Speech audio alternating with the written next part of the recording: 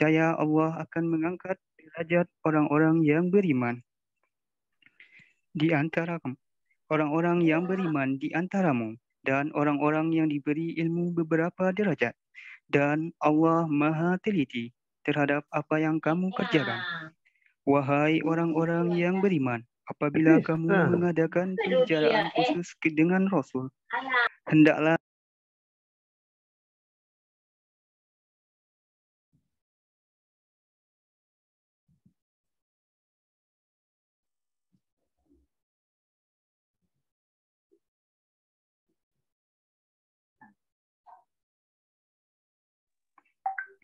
apakah kamu takut akan menjadi miskin karena kamu memberikan sedekah sebelum melakukan pembicaraan dengan Rasul? Tetapi jika kamu melakukannya dan Allah telah memberi ampun kepadamu, maka laksanakanlah solat dan tunaikanlah zakat, serta taatlah kepada Allah dan Rasul-Nya. Dan Allah Maha Teliti terhadap apa yang kamu kerjakan. Sadaqallahul Azim. Maha benar Allah dengan segala firman-Nya. Ya, terima kasih.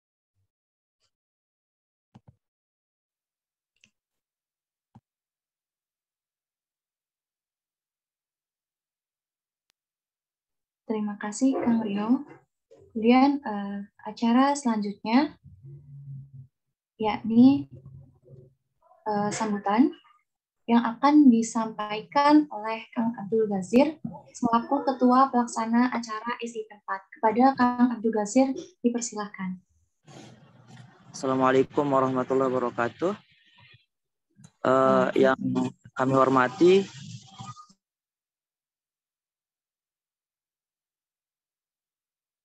Prof. Brian Yuliarto dan yang terhormat juga Kang Fatur selaku Ketua Kamil periode ini dan juga teman-teman yang berbahagia.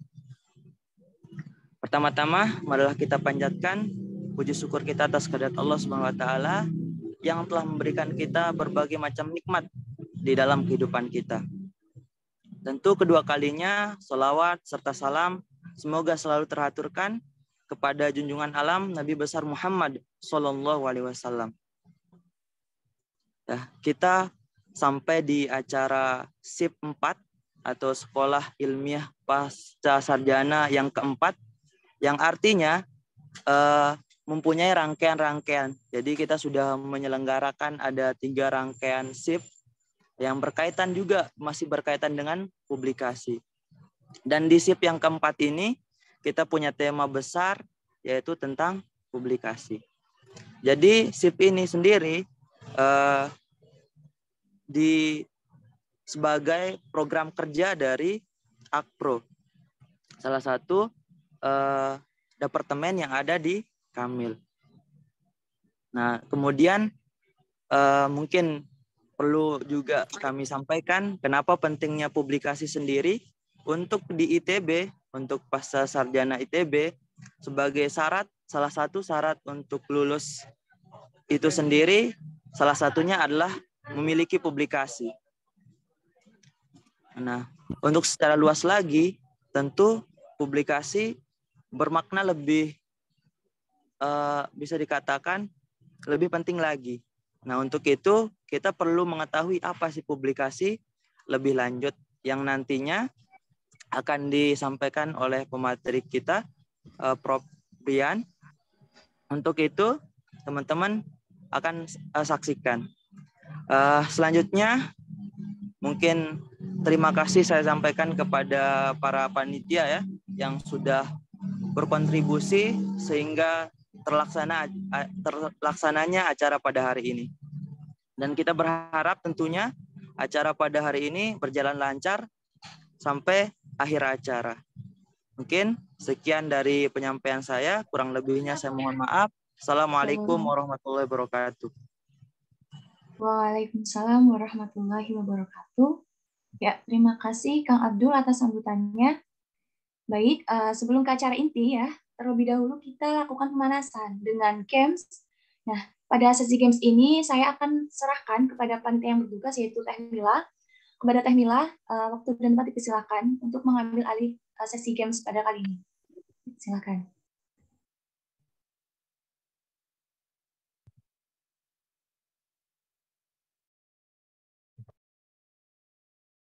Baik, cek. Terima kasih Teh Riani. Apakah suara saya terdengar?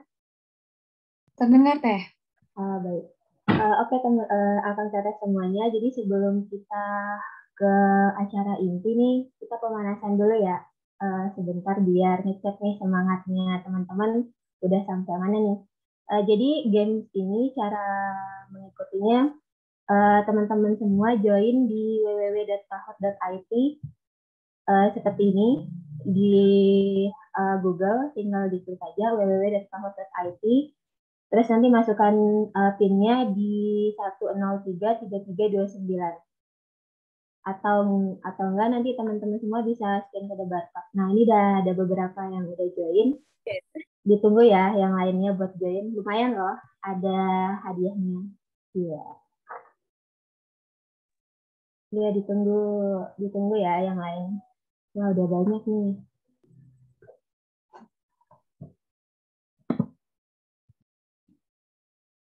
Teman-teman juga bisa langsung klik linknya yang udah di-share sama panitia di kolom chat ya. Kita tunggu dulu sampai setengah dari peserta join. Kita tunggu sampai 3 menit lagi ya. Semuanya boleh join ya. Ini soalnya panitia juga nggak ada yang tahu kok.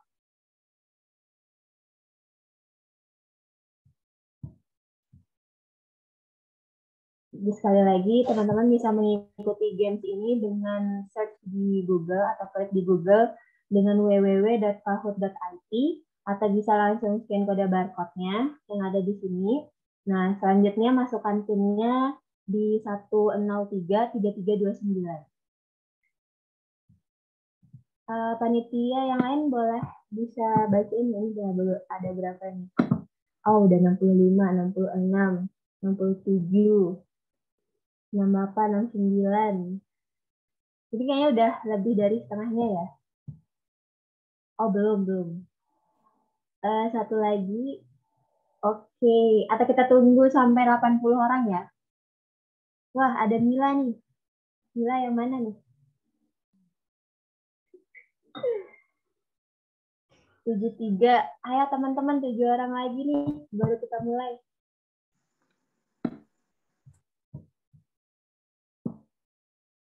Ada Yuhu, 74. Teman-teman caranya gampang banget, tinggal klik di Google www.kahoot.it, terus masukkan PIN-nya di 1033329. 4 orang lagi kita bakalan mulai langsung games-nya. 3 orang lagi. Ya, bilang 1, 76, 77. Ya, kita bisa sampai 80 yuk.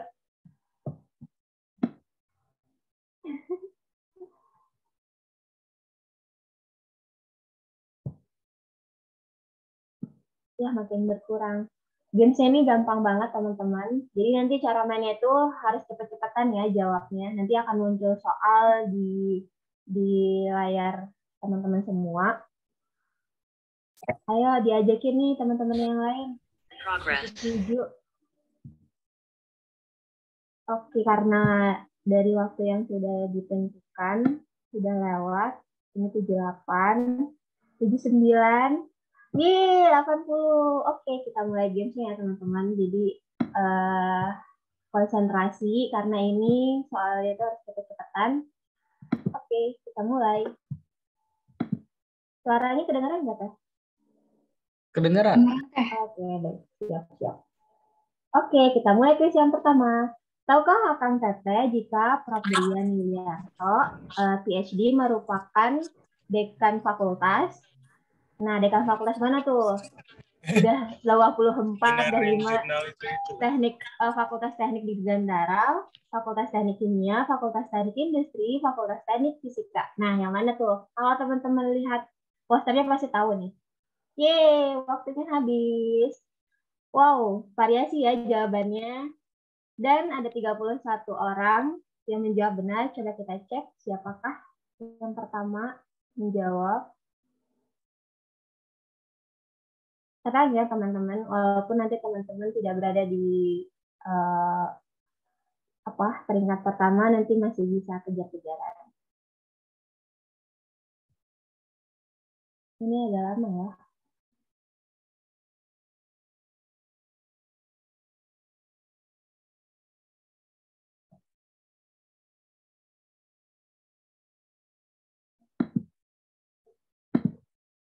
Oke. Jadi di peringkat pertama ada Kang Satya nih, disusul sama Teh Dinda dan Teh Nadia. Wah, selamat ya. Ini pada peringkat 1, 2, 3, 4, dan 5. Kita next dulu ya. Siapa tahu nanti posisinya bisa berubah. Siap-siap ya teman-teman, kita lanjut ke soal selanjutnya. Apakah tema dari Sekolah Ilmiah Pasca Sarjana yang keempat? Waduh, ini gampang banget. Pertama, strategi sukses publikasi ilmiah nasional dan internasional. Yang kedua, kiat sukses publikasi ilmiah nasional dan internasional. Yang ketiga, strategi tembus publikasi ilmiah nasional dan internasional. Kiat tembus publikasi ilmiah nasional dan internasional. Nah, yang mana tuh? Wah, ini juga bervariasi ya, tapi lumayan banyak yang jawab benar. Coba kita cek apakah posisi berubah. Waduh, posisinya sekarang ada Karani, terus disusul sama Kak Jessica, ada Kak Ulfa, dan ada Yuhu dan Kak Andriansyah.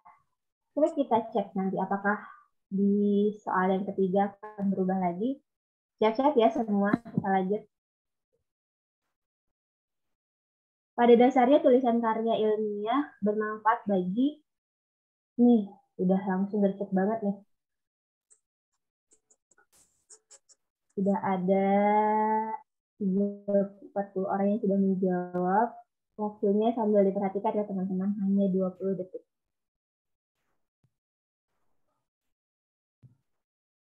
Oke, ada 19 orang yang menjawab benar. Coba kita cek. Oh, nah sekarang masih dipimpin sama Kak Jessica nih. Coba kita next ke soal selanjutnya ya. Masih semangat kan teman-teman semua? Hal pertama yang harus disiapkan oleh seorang penulis karya ilmiah artikel adalah menentukan judul, menentukan topik, memilih sampel, memilih jenis uji statistik. Gercep banget ya. Ini siapa ya yang jawab tadi? Baru ke detik berapa udah bisa jawab. Keren banget sih teman-teman.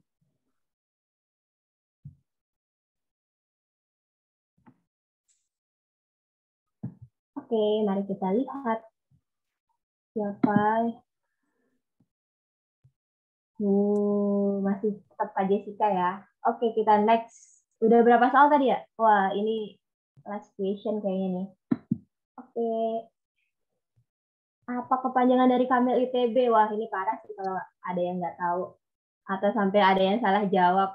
Parah banget sih.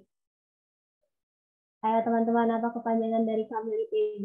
Apakah keluarga mahasiswa Islam, keluarga mahasiswa Islam Islami, kegiatan mahasiswa Islam, kekeluargaan masih ada yang jawab salah loh. Wow. Oke. Jadi kepanjangan dari Kamil itu keluarga mahasiswa Islam pasca sarjana ya. Jangan sampai salah lagi loh. Oke, kita lihat siapakah yang berada di podium. Ada Rani Puspita di peringkat 3. Dan pemenangnya adalah ada Kak Jessica di peringkat kedua. Wah, ada Yuhu nih di peringkat yang pertama. Jadi nanti buat yang pemenang dengan nama Yuhu nanti bisa menghubungi panitia ya.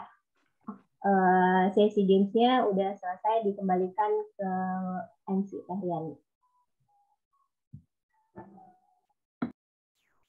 Ya, baik, terima kasih kepada Teh Mila untuk gamesnya.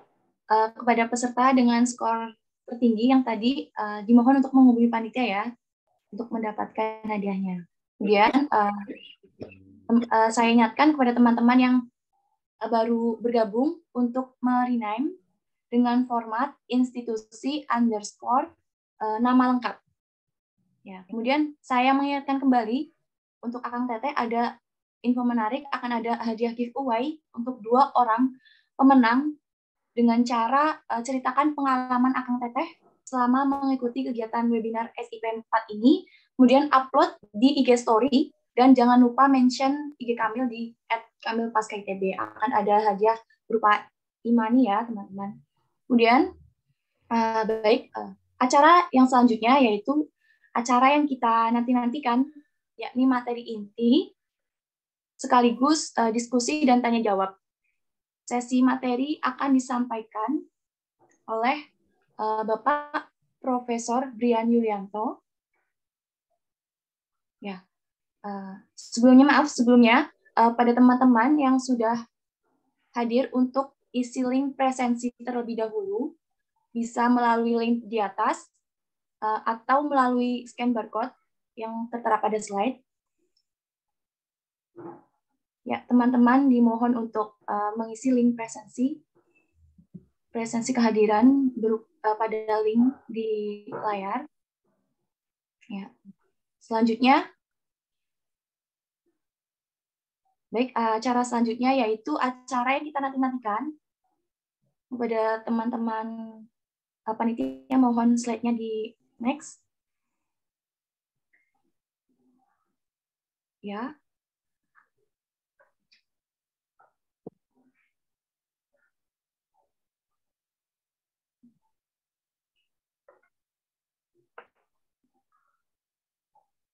Oh ya, sambil menunggu teman-teman untuk mengisi link presensi, saya ingatkan kembali kepada teman-teman bahwa ada giveaway berupa e-money dengan caranya gampang banget.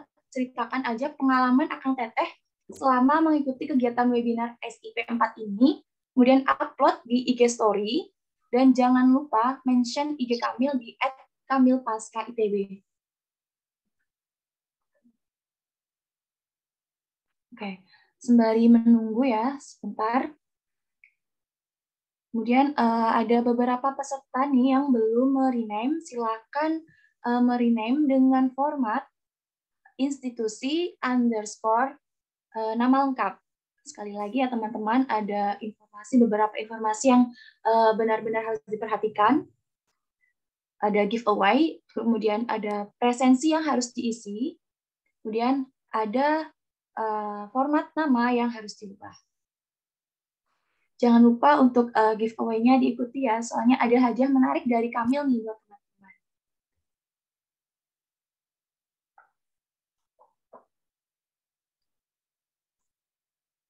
Ya.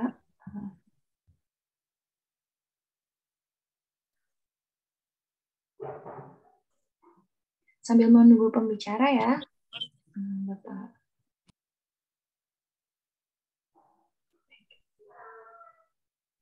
Sambil menunggu materi dari panitia, sekali lagi teman-teman, jangan lupa untuk mengikuti giveaway, karena caranya gampang banget ya. Jadi rugi deh kalau nggak ikut.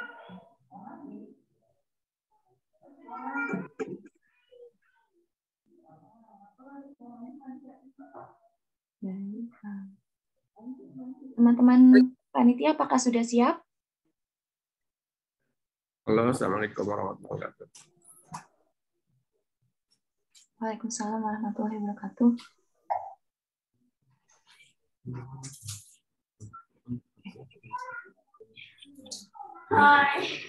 Baik, acara yang selanjutnya yaitu acara yang kita nantikan ya, yaitu materi inti yang akan disampaikan oleh Profesor Brian Yulianto. Sebelumnya, saya akan bacakan profil singkat dulu dari beliau. Beliau merupakan Dekan FTI Fakultas Teknik Industri yang juga menjadi The World's Top 2% Scientist 2022. Masya Allah, keren sekali ya. Baik, langsung saja. Oh ya, apakah beliau sudah hadir di tengah-tengah kita? Halo, ya, Assalamualaikum warahmatullahi wabarakatuh. Waalaikumsalam, Bapak. Apa kabar, Bapak? Baik, alhamdulillah. Baik, Bapak. Untuk mempersingkat waktu, ya Bapak, untuk mempersingkat waktu dan tempat kami persilakan ya Bapak. Langsung. Terima kasih. Ya, baik, terima kasih atas undangannya. Ini alhamdulillah nih di rumah saya baru aja nyala lampunya tadi mati. Jadi agak terlambat sedikit. Baik.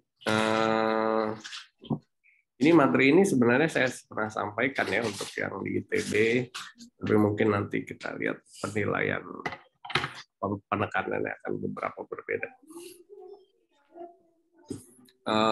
Mohon maaf saya juga sedang kurang sehat ini, jadi mungkin ada beberapa hal yang kurang optimal saya penyampaiannya. Oke, bentar ya. Saya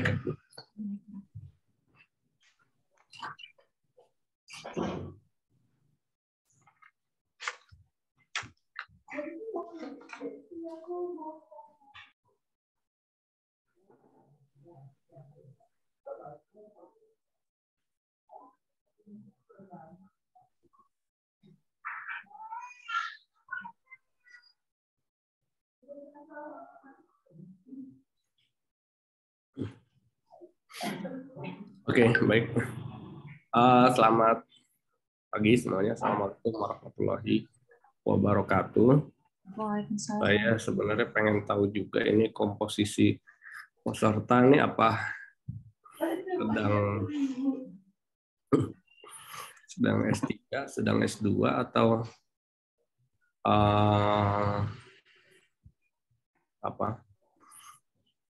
akan S2 atau S3, saya nggak tahu itu. Tapi kita coba ya.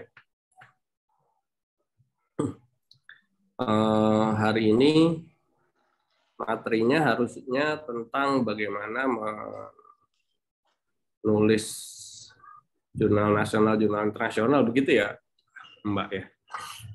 Topiknya. Iya, Pak. Jadi saya ingin menyampaikan bahwa karya ilmiah, gitu ya, karya ilmiah itu sebenarnya bagian dari sebuah hasil dari sebuah proses yang panjang. Jadi kalau saya ditanya bagaimana teknik atau cara supaya riset kita produktif misalnya gitu ya, maka ya sebenarnya itu bagian dari sebuah proses penelitian gitu ya. Karenanya dia tidak hanya berdiri sendiri, kemudian bagaimana kita menulis papers gitu, menulis jurnal ya, hasil penelitian. Kalau kita lihat penulis-penulis atau peneliti-peneliti yang berkelas gitu ya, berkelas dunia gitu ya. Sebenarnya ini tadi ya sempat disinggung 2% scientist versi Stanford gitu ya. Ada lagi sebenarnya yang baru dirilis itu versusnya research.com. Itu 1.000 orang, itu bahkan lebih sadis lagi. 1.000 atau berapa ya? 1.000 atau 10.000. Di situ Indonesia nggak ada yang masuk sama sekali, 0 gitu ya. Jepang aja cuma 14 orang, Australia 30, ASEAN nggak ada, Malaysia nggak ada, Singapura ada ya, Singapura mungkin 5 ya kalau nggak salah. Thailand itu 2, tapi Thailand 2 itu pun dua-duanya orang luar negeri yang direkrut ke Thailand. Jadi di situ lebih keras lagi apa ininya. Tapi sebenarnya ya rankers ya atau ranking itu sebenarnya kan hanya sebuah hanya sebuah angka-angka lah ya kalau menurut saya. Artinya jangan kita juga terlalu terjebak pada numbers gitu ya, angka-angka. Tapi beyond that sebenarnya, bagaimana kita bisa berkontribusi ya, untuk sebuah penelitian. Jadi karena biasanya kalau Anda hanya mengincar publications ya, papers, maka biasanya dia nggak sustain. Dia akan stop until publication. Jadi kalau kita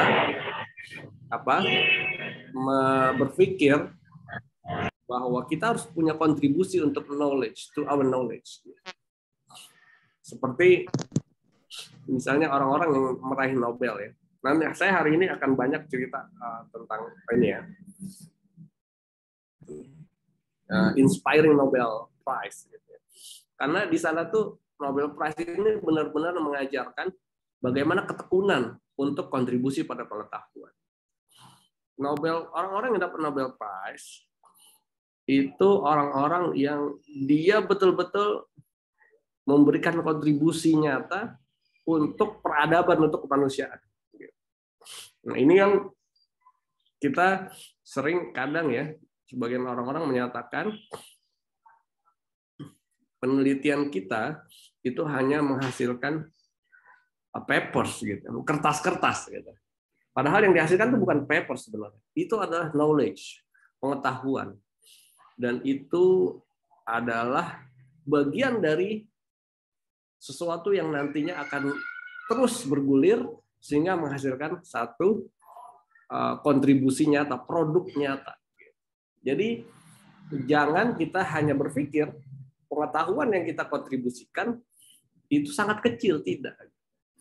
Seperti yang Nobel 2022, Nobel Kimia yang kemarin sempat dibahas ya di FTI, Click Chemistry dan Bioorthogonal. Itu adalah temuan yang lama sekali, mungkin 30 tahun lalu. Gitu ya.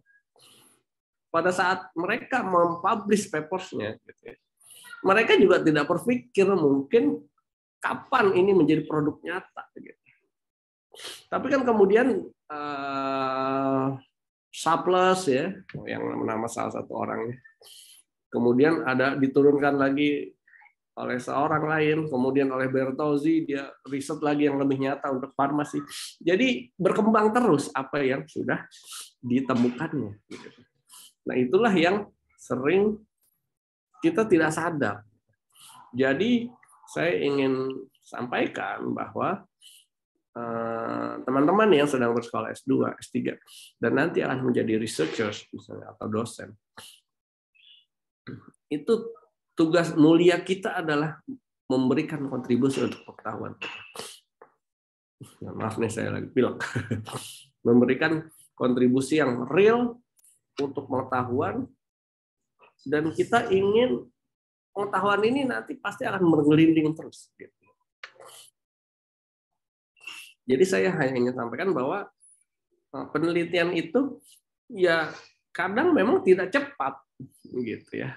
Seperti Nobel Kimia yang sekarang justru sudah banyak industri farmasi terbantu, itu 30-40 tahun yang lalu. Jadi bukan sesuatu yang kita kontribusikan, kemudian tahun depan langsung ada barang. Gitu. Nggak begitu, that's not research. Gitu. Itu trading mungkin, iya. Dan itu mungkin wilayah industri, bukan wilayah kita. Jadi mindset ini harus kita jaga, harus kita tumbuhkan ya, supaya kita as a researcher gitu ya, itu punya mindset begitu.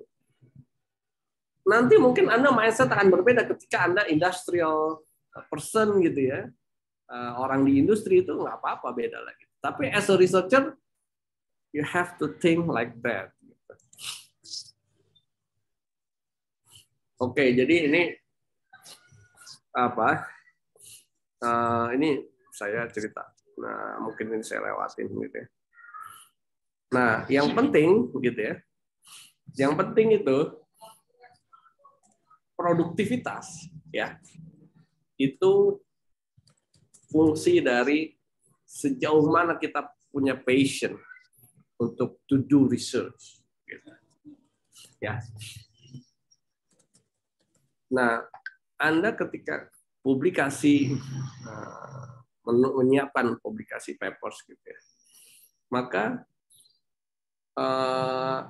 kalau Anda hanya mengejar saja publication, saya pengen ada publikasi, tapi Anda nggak membangun mindset bahwa saya suka nih penelitian. Nah itu akan berat. Makanya apalagi kalau untuk masuk S3 ya, itu sudah ya, doctoral degree itu adalah doctoral program, itu adalah researchers, junior researchers. Jadi kalau Anda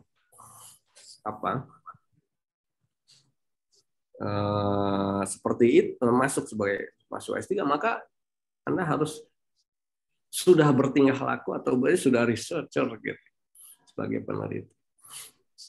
Nah, yang pertama yang perlu kita kan adalah kita senang gitu. Orang-orang yang memiliki karya-karya fantastis di bidang research, saya suka membaca, saya suka ngulik. Itu orang-orang yang luar biasa, mereka enjoy banget gitu dengan research work gitu. Bentar ya, saya break dulu, sorry.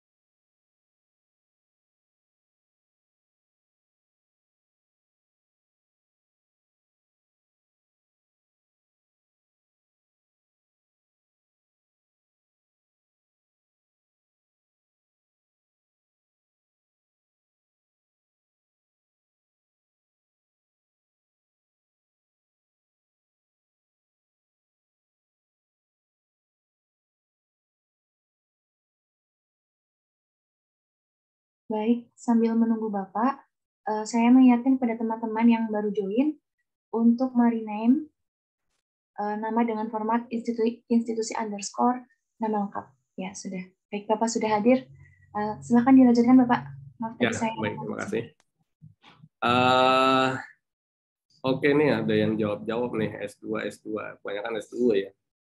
Oke.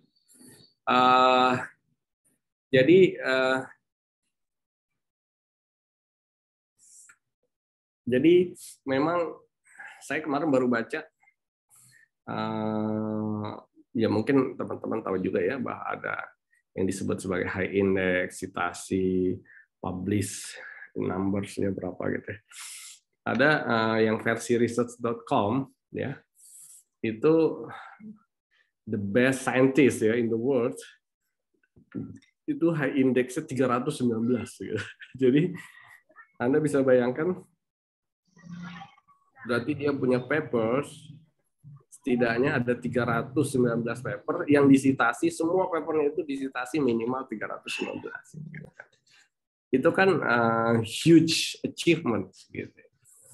Mereka bisa begitu, sekali lagi, it's not about the numbers ya. Numbers itu sekali lagi memang, kalau kita hanya shoot di numbers, biasanya kita terjebak. Yang kemudian tidak sedikit saya temui, mereka akhirnya fallacy, yang melakukan kesalahan-kesalahan, cheating dan sebagainya, karena they just shoot the numbers. Tapi orang-orang itu, saya ketemu dengan beberapa, mereka justru enjoy. Bahkan mereka kadang-kadang nggak tahu berapa sih indeks dan sebagainya. Karena yang mereka inginkan itu hanyalah memberikan kontribusi. Makanya Nobel Prize itu tagline-nya apa? The greatest benefit to the humankind. Jadi orang-orang ini sudah memberikan keuntungan atau kontribusi yang sangat besar untuk peradaban, untuk kemanusiaan. Jadi mereka tidak berhenti atau knowledge-nya sudah jelas, rolling to the benefit to the humankind.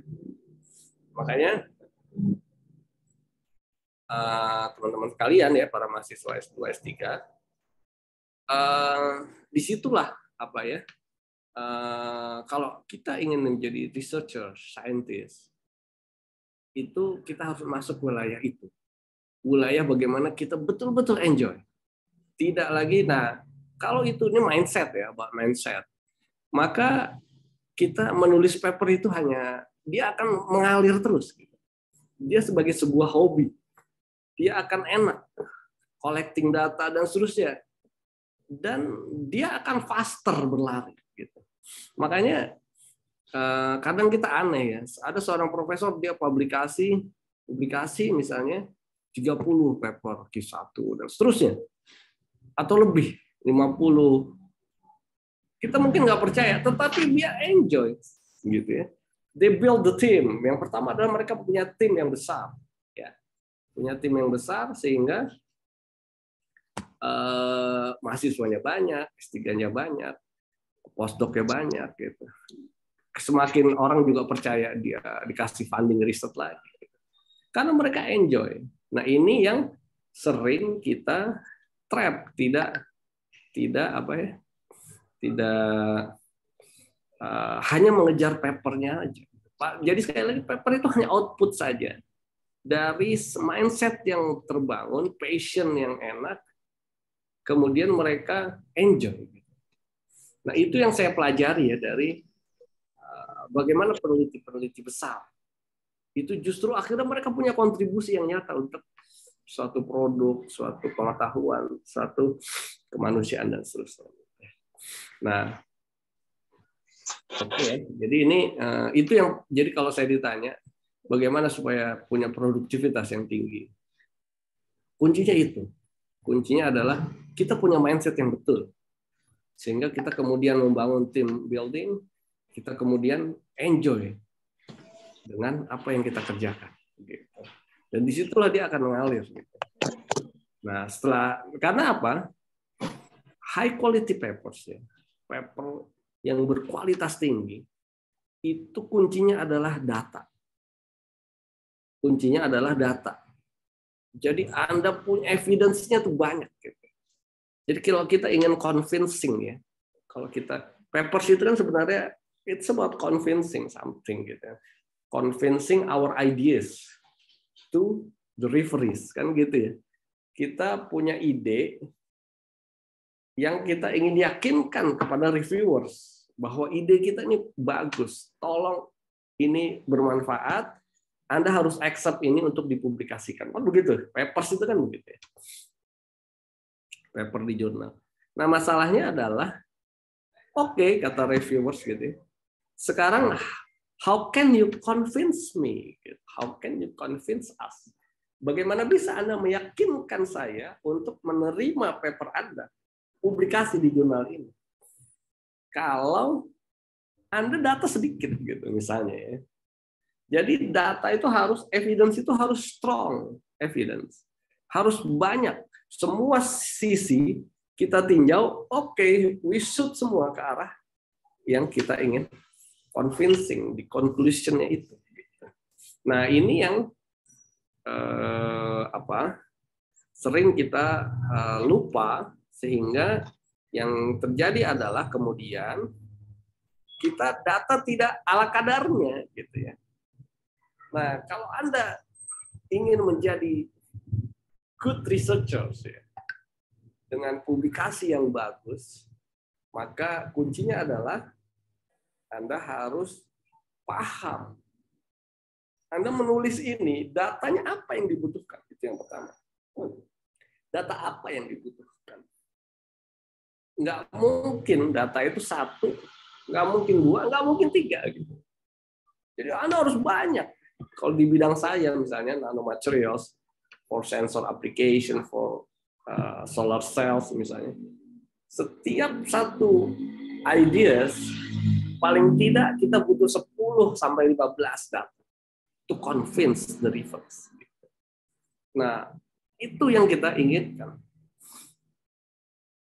Nah, high impact papers ya, high impact journal, biasanya dia akan hanya publish kalau ideas kita didukung begitu banyak evidence, data-data. Nah, ini yang apa? Ini yang sering kita tidak bisa mengejar ke sana. Kita hanya konsentrasi, saya hanya pengen publikasi. Tetapi begitu kita harus mengumpulkan data, kita nggak punya power. Baterai kita ala kadarnya untuk collecting data. Gitu. Jadi kalau konsekuensi dari we want to have high impact publication gitu, adalah kalau saya pengen punya publikasi yang bagus, maka Anda harus punya keinginan dan Anda harus enjoy dengan keinginan itu untuk mengumpulkan data yang baik. Nah, itu kuncinya. Sering saya perhatikan mahasiswa itu pengen publikasi, tetapi begitu disuruh ngumpulin data, dia nggak punya daya upaya, dia nggak punya power lebih. Jadi akhirnya ya kampusnya jarang, ke lab-nya jarang, ngumpulin data jarang, nggak mungkin. Itu satu kesatuan. Oke, jadi yang pertama, mari jadikan penelitian menyenangkan. Apa sebenarnya riset dan inovasi, gitu ya? Nah, yang pertama adalah mahasiswa S2, S3 itu adalah tadi ya. Saya sih berharap Anda terbangun konsep peneliti. Jadi Anda itu graduate program, namanya juga graduate program. Graduate program itu bisa S2, bisa S3. Program lanjutan, gitu ya. Lanjutan what for? To be researchers, gitu. Anda meneliti, kecuali program S2 yang profesional. Kalau itu bukan peneliti, memang profesional, ya dia profesional aja. Dia ingin dapat knowledge, dia ingin dapat tambahan wawasan. Dia profesional, as a professional. Kan ada ya beberapa program yang profesional seperti itu. Nah, oke. Nah, jadi Anda harus punya mimpi berkontribusi pada pengetahuan. Apa kontribusi Anda? Anda sekolah S2, 2 tahun, ada S3, 3 tahun atau 4 tahun. Itu adalah waktu yang cukup banyak, cukup besar. Sayang kalau Anda tidak kontribusikan untuk knowledge.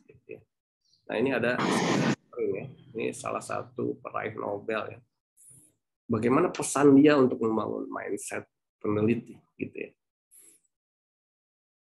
Keep in mind the real reason why you decide to become a scientist.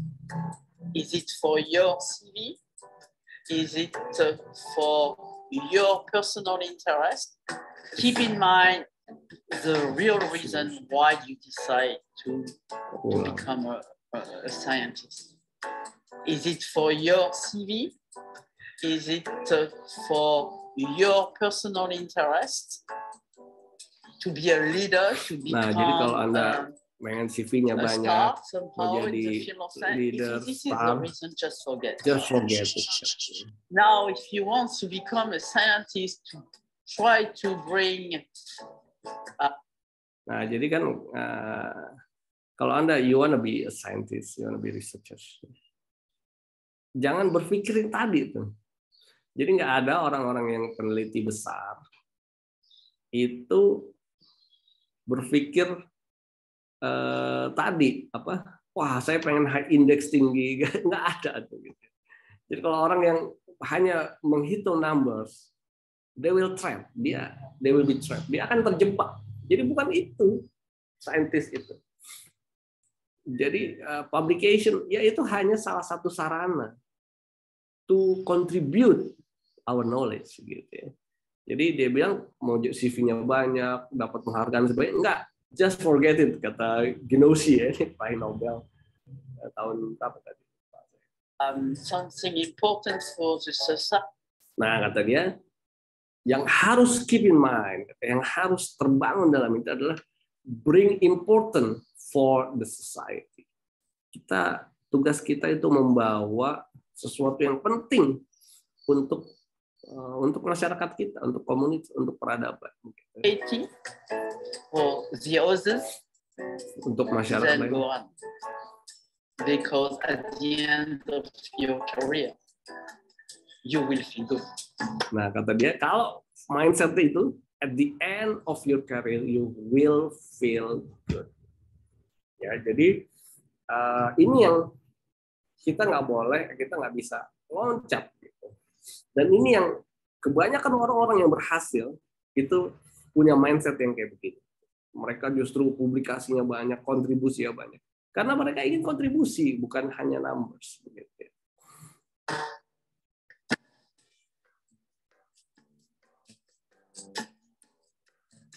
Nah, for the greatest benefit to humankind. Nah, dia juga harus punya modal kerja, modal dasar ya. Dia harus siap bekerja keras. Gitu. Ini saya tekan. Well, I have several favorite bits of advice.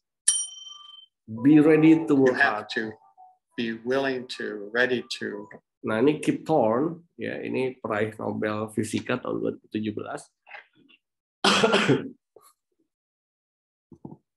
Dia pesannya adalah be ready to work hard gitu kan ya. Eager to work very, very hard. Eager to There's a work very quality hard. you shouldn't have. Nah, ini Barry a need Barish for, sama ya instant 2017. gratification.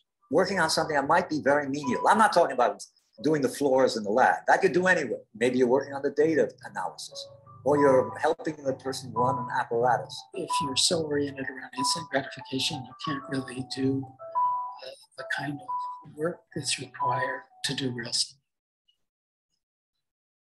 Oke, jadi ini 3 orang yang dapat Nobel Fisika tahun 2017. Dia bilang, banyak yang bisa kita lakukan kalau kita bersama-sama. Kalau kita mencebur diri, gitu. Nah, dia pesannya sih memang tadi yang pertama eager to work very, very hard. Ya. Jadi memang big impact gitu ya. Kalau Anda ingin nulis high impact journal, itu sederhana gitu. Kita harus collecting many data. Gitu.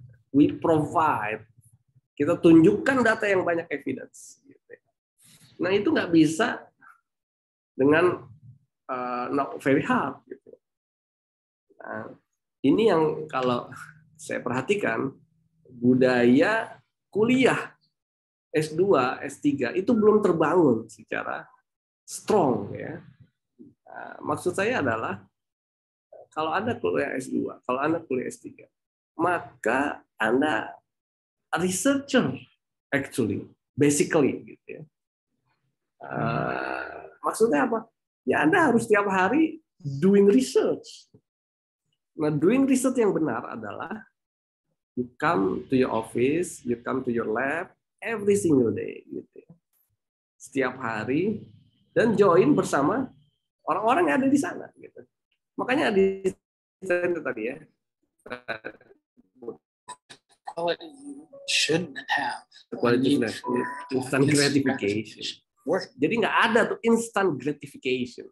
Nggak ada sesuatu yang simple kemudian kita mendapatkan menjadi sebuah kemewahan gitu ya atau apa ya, instant gratification tuh cepat kesuksesan yang cepat itu nggak ada. Kemudian working on something that might be very menial. Something that might be very menial. I'm not talking about doing the floors in the lab. That you do anyway. Maybe you're working on the data analysis. Nah, jadi banyak yang bisa Anda lakukan kalau Anda ini involving in the laboratory. Nah, budaya di kita itu sekolah S2, S3 itu masih seperti S1. Ya. Anda datang ke kampus, kuliah, selesai pulang. Padahal kalau S2, apalagi S3, courses itu nggak ada lagi signifikan. You are a researcher. Tugas researcher itu apa? Ya meneliti. Jadi harusnya basically atau fundamentalnya itu adalah meneliti. Cuman ada kelas beberapa ya Anda datang ke kelas, begitu kelas ya Anda di lab lagi. Dan itu sangat-sangat penting. Hampir semua saya datang di kampus-kampus besar yang publikasi mahasiswanya sangat fantastis. Itu semuanya punya budaya mereka stay at lab. Mereka berdiam diri di laboratorium, mahasiswanya. Mereka bercengkrama, mereka berdiskusi, mereka sharing knowledge. Ada yang nulis, ada yang ngambil data, dan seterusnya, dan seterusnya. Jadi, ini yang harus kita bangun gitu ya. Oh, I have several. Nah, meskipun Anda juga harus tahu ya, I try to avoid hard work when things look complicated. That is often a sign that there is a better way. Maksudnya adalah, meskipun kerja keras, kita harus berpikir nggak kerja keras yang buta juga gitu. Jadi Anda juga harus berpikir at some point gitu ya, pada beberapa titik itu mungkin harus kita cari jalan lain.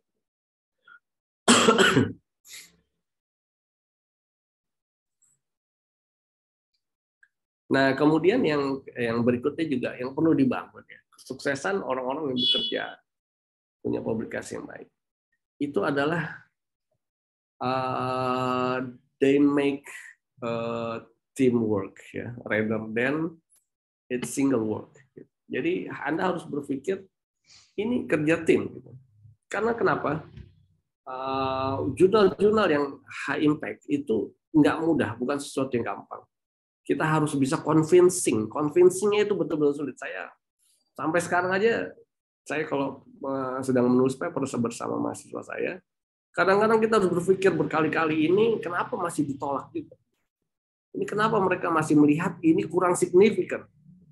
Karena memang betul, kadang-kadang kita berpikir, tidak ada hal yang baru yang kita ungkap lagi gitu. Jadi ini hanya ya pengulangan saja misalnya. Nah ini makanya kerjasama tim itu sesuatu yang penting. Gitu ya. Jadi buat ini sebagai satu kerjasama tim. Anda harus punya teman riset. Anda harus punya bestie gitu ya, whatever. Supaya Anda terus discuss terus tentang riset ini.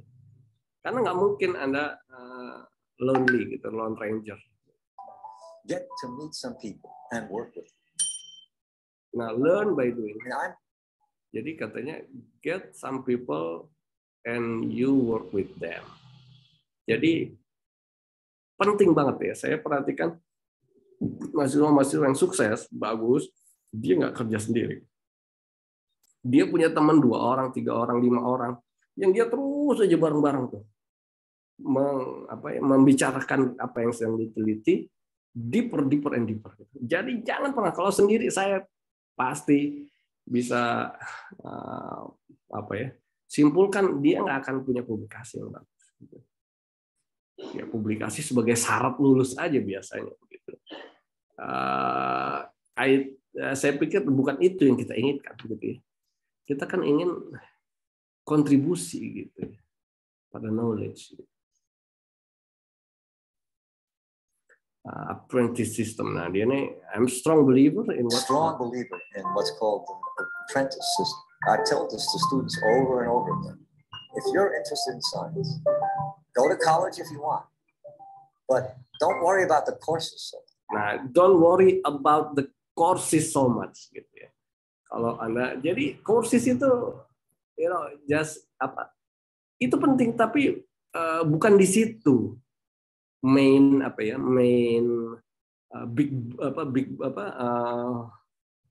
backbone-nya gitu ya.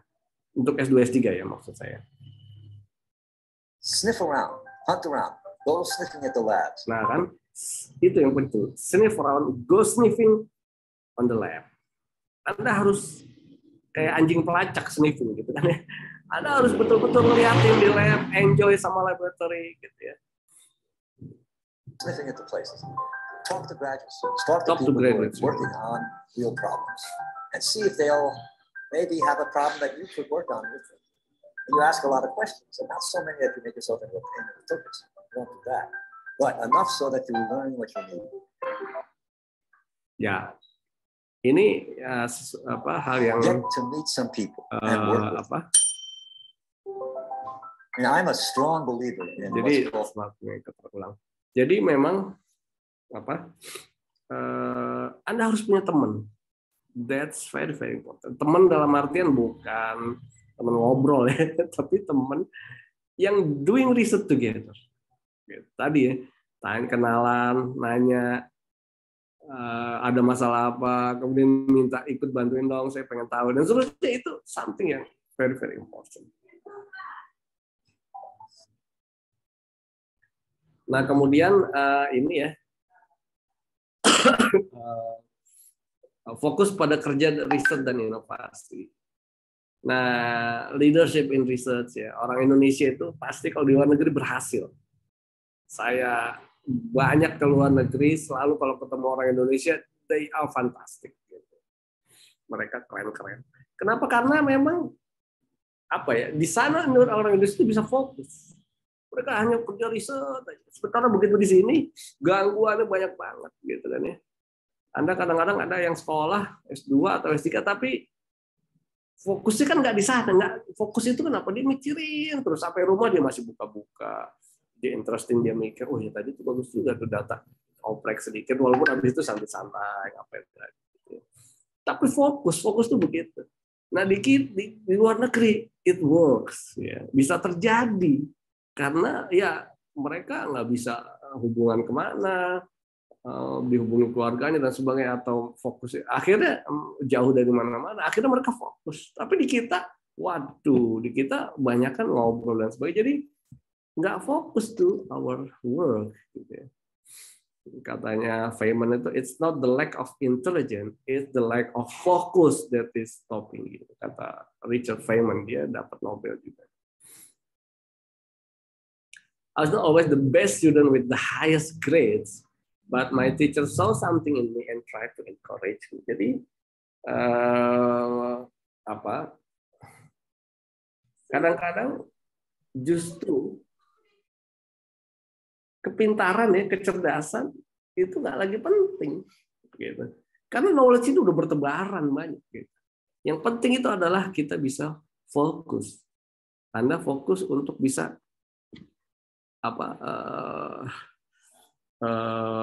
investigate. What do you research?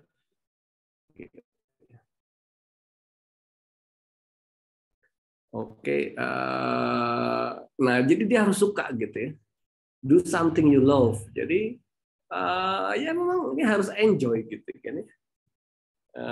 Dan itu pasti ada suka duka. Nggak mungkin lah itu orang-orang yang hebat, publikasinya banyak selama sekolah dan seterusnya, itu dia, Anda pikir dia santai atau apa? Enggak, dia under pressure dan sebagainya. Gitu ya. Tapi it's okay, make it enjoy. Ini kata siapa nih? Andre Geim, Nobel tahun 2010 mungkin.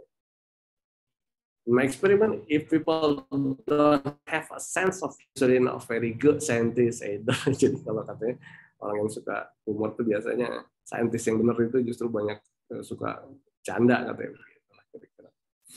Nah, having research so much fun every day. Jadi memang Anda harus sampai pada titik it's fun gitu. Research is doing fun gitu ya. Bahkan katanya you almost feel guilty that people pay you to do it gitu. Jadi sampai dia bilang, saya kadang-kadang bingung kenapa orang bayar saya. Orang saya cuma asik-asik aja setiap hari. Soalnya riset tuh asik-asik banget. Ya ini mungkin tingkatan saya ingin gambarkan bahwa orang-orang yang sudah besar kontribusi untuk pengetahuan itu justru dia tidak lagi mengejar hal-hal yang simple gitu. They have long vision justru. Nah, ini yang harus terbangun. Let me strongly suggest how you don't measure Sociology, Nobel Prize in Sociology. I would not measure your success based on how many prizes you've won, how many papers you've. Nah, kata dia, the success means not depend on prizes, ya. The success ya. Sukses itu bukan sesuatu yang Anda publish paper fantastis, how many papers, no, katanya bukan itu, gitu ya. Was how many societies you were elected to, I think those are all quite indirect measures of a quote-unquote successful life in science. But if that becomes your goal, if that's your fixation, you may wind up being quite unhappy and bitter because there are some elements that are beyond your control. For example, winning a major scientific. Ya, jadi kalau kita mentargetkan hanya target kita tuh papers, hadiah, penghargaan, dan seterusnya, banyak hal yang kita bisa nggak kontrol. Nggak bisa kontrol. Anda bekerja keras di bidang ini, menurut Anda sudah paling bagus, tetapi kan bidang lain beda lagi. Gitu. Tiba-tiba ada pandemi, langsung bidang kita ketutup. Yang langsung naik adalah bidang kesehatan misalnya. Jadi kalau kita hanya mengincar itu. I think success is first of all having a career where you enjoy it. Jadi kata ini, ya, having a career where you enjoy it so much, that's success. Jadi kalau Anda senang researcher, ya enjoy it so much. Gitu. Nah itu berhasil tuh namanya, gitu kata Prize Nobel Physiology. So much you almost feel guilty that people pay you to do it because almost you're feel having so much guilty fun every day. Hopefully on occasion making new discoveries. Jadi katanya making new discoveries, gitu kan ya. Hope on occasion making. Jadi researchers itu begitu. Jadi kita senang excitement of discoveries. Nah ini yang apa ya? Mungkin kita harus munculkan gitu ya. Mungkin just a beginning of your career as a researcher misalnya Anda semua ini baru karir. Tetapi saya ingin kasih gambaran, begitulah orang-orang yang sukses untuk publikasi. Untuk mendapatkan highest achievement in science gitu ya, as a researcher. Jadi mereka memang membuat ini excitement of discovery. Jadi dia datang ke lab, pergi di lab sampai malam mengumpulkan data dan seterusnya. Itu dia kenapa sih kita ngapain sih rajin-rajin? Oh no, jangan jangan mengira dia tersiksa dengan malam dan enggak, mereka enjoy because they feel it as excitement of discovery. Jadi kayak mereka sedang perjalanan yang mengasihkan begitu. Kita menemukan sesuatu begitu. You establish a reputation that when you publish something, it's true. When you publish something, work was well thought out. Nah, jadi lanjut lagi kita lagi kayaknya udah yang bocor, suaranya bisa di ini bisa di mute dulu. Pak, silakan. Oke. Jadi kita publish paper itu betul-betul kita pikirkan, betul-betul kita enjoy, betul-betul kita ingin menemukan sesuatu yang sangat besar kontribusinya untuk pengetahuan. And you came up with clever corroborating lines of evidence to support your conclusions. So that's how I would measure success. It's the joy you get from your work and the fact that what you do is true.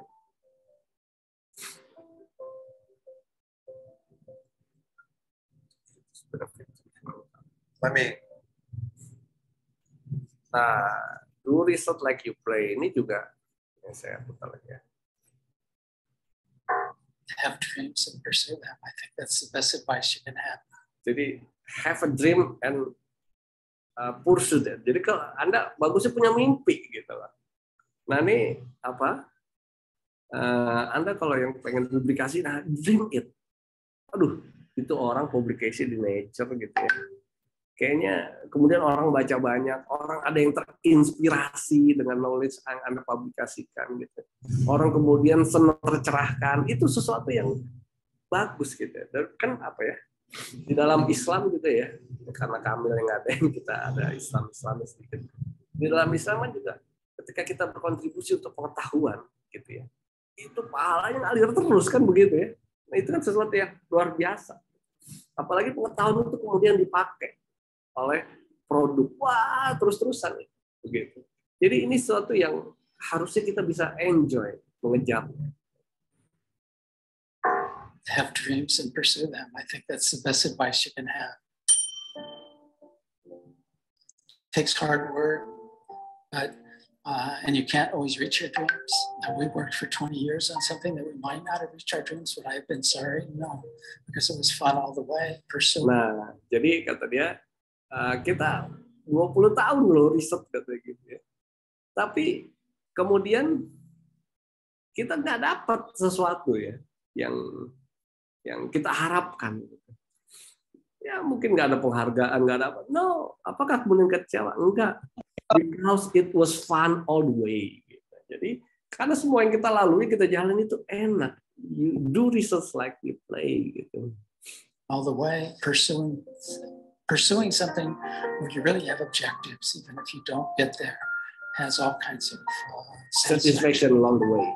The one that I gave particularly to my granddaughter, I told her when she said she wanted to be a physicist, I said, you have to find a direction that you absolutely love. You absolutely love.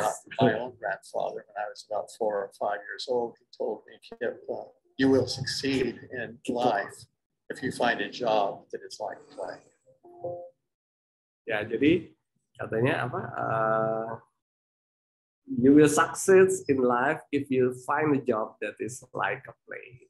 Jadi kita kayak main aja. Jadi ya, good research, something do research like you play. Gitu.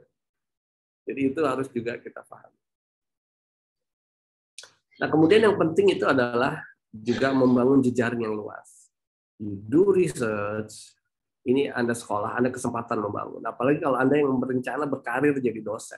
Hampir semua jaring yang terbangun, saya sebagai dosen, itu adalah ketika saya kuliah dulu di S3 di luar negeri.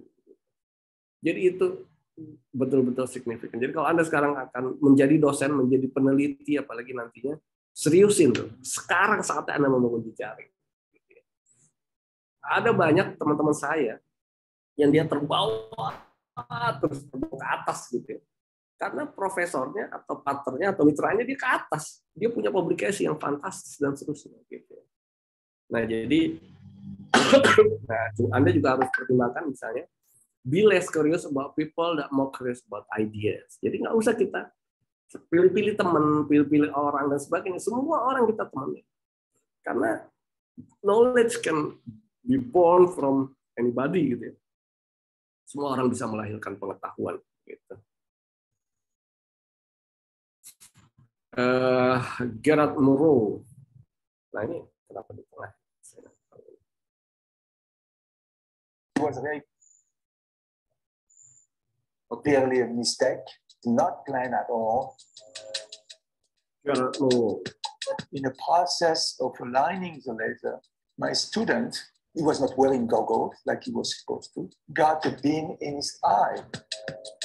So, ophthalmologist looked in his eyes, his retina, got the laser in the eye.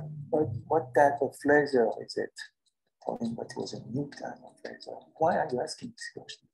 Well, because the damage you have in your eye is perfect. And it led to a completely wide field. Jadi Gerard Mourou ini mendapatkan Nobel ya tahun 2018 karena temuan laser yang baru.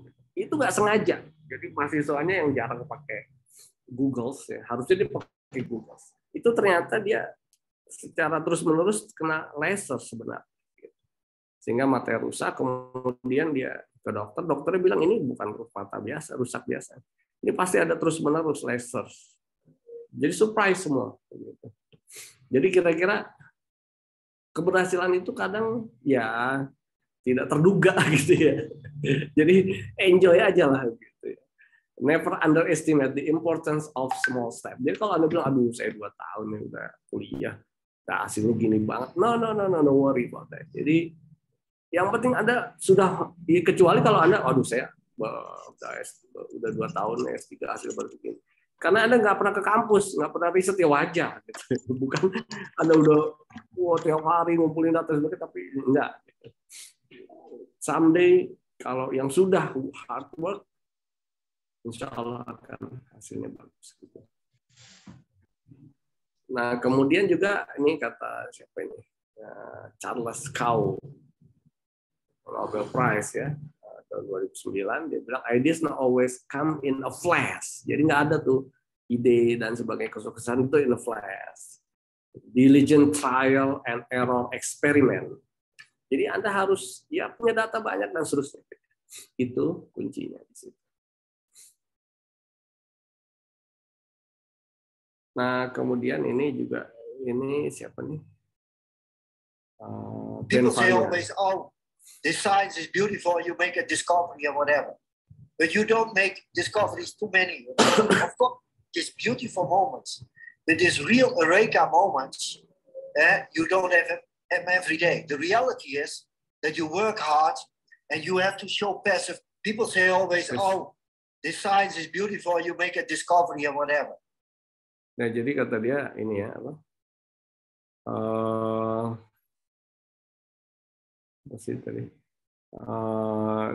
The reality is that you work hard dan kemudian Anda tunjukkan perlu menunjukkan keberhasilan hasilnya. Tetapi kegagalan itu hal yang biasa. Gitu. Apalagi dalam research, it's no problem. Gitu. It's apa ya? Part of discovery. Gitu. And you have to show perseverance. And I tell always people, if you want to become a scientist, you have to fail. You have to stand failures and disappointments. Nah, itu harus biasa. Jadi Anda ngumpulin data, waduh kok nggak sesuai. Nah, itu udah biasa. Scientist, researchers, part of research itu adalah failures, disappointments. Jadi Anda jangan kemudian itu jadi tameng ya untuk Anda go back, balik ke belakang. Oke, saya pikir jadi when one dares to try, rewards are not guaranteed. Jadi ini kata Andre Geim ya, Nobel Fisik 2010 yang menemukan apa ya, fullerene ya, saya pikir fullerene. Like carbon nanotube. Jadi dia ya menemukan carbon nanotube yang sangat berharga. Dia bilang kalau Anda udah nyoba nggak pasti ya, keberhasilan itu belum tentu. Tetapi paling nggak Anda punya adventures. Ya, kita punya pengalaman. I didn't do my work for money or prizes. Ini kata Edmund Phelps ya. Dia bilang saya sebenarnya kerja bukan untuk apa-apa, nggak pengen lah uang, maksudnya nggak berharap uang dan sebagainya. We do only excitement of discovery. Jadi itu yang saya lihat orang-orang besar di dalam penelitian itu mereka punya vision yang far away, jauh ke depan ketimbang yang short saja. Nah, sementara kita tidak terbiasa membangun ini. We compete against problem, not against people. Be good enough. Ya dapat Nobel tertua ya tahun 97. Jadi dia bilang di usia 97 bukan tahun ini. Karena Nobel itu nggak boleh untuk orang yang sudah meninggal ya, kalau sudah meninggal dia nggak dapat. Nah, diganti atau bukan diganti, bidangnya akan dicari lagi yang lain. Ya, jadi dia bilang jangan no worry sama orang lah begitulah. Ya, jadi kalau ada orang ngomongin ada apa, it's okay. Because kompetitor kita tuh bukan orang, begitu. Tetapi kompetitor kita itu problem kira-kira begitu. Oke, nih sedikit tentang laboratorium saya. Oke, terima kasih saya sampaikan buat panitia, saya kembalikan. Mungkin ada tanya jawab ya.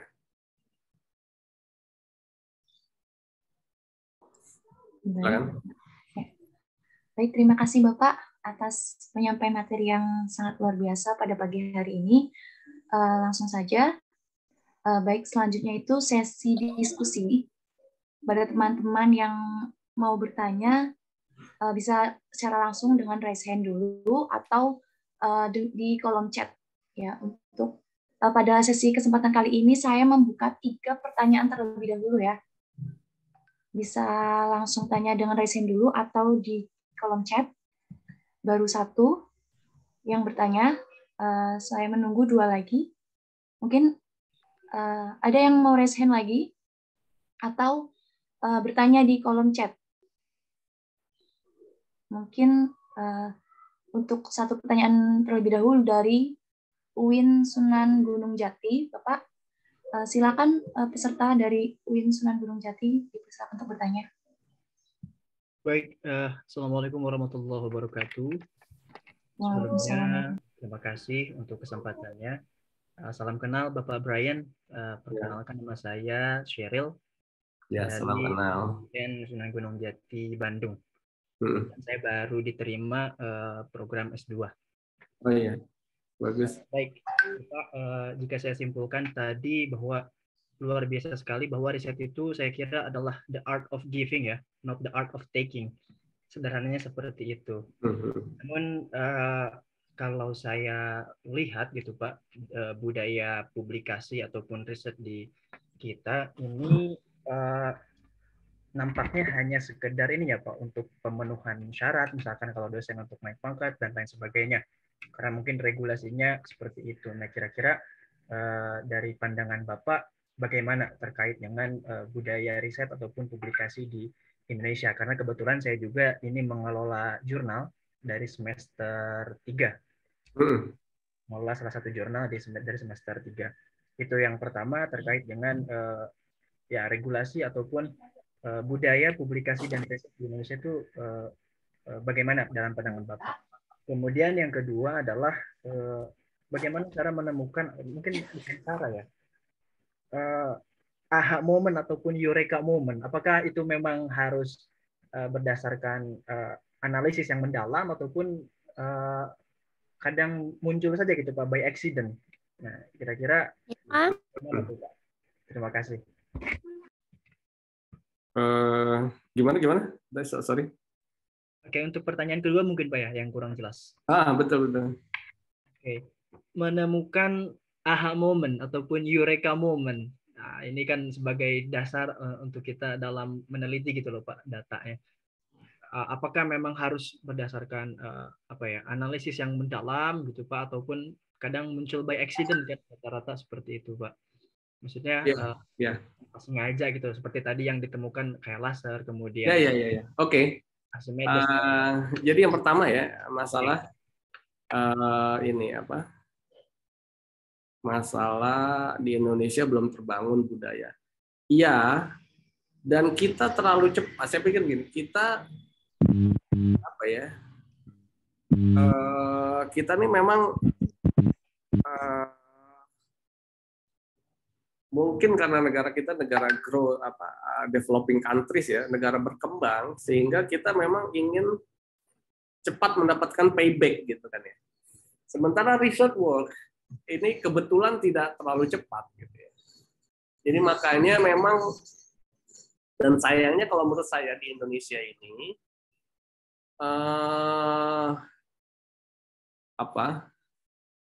peneliti di Indonesia ini, perusahaan-perusahaan BUMN itu R&D-nya nggak strong, nggak kuat, bahkan ada yang nggak ada gitu. Sehingga bisnis kita terbanyak itu trading, ya, jual beli gitu. Tapi producing something itu kita nggak strong. Nah makanya kemudian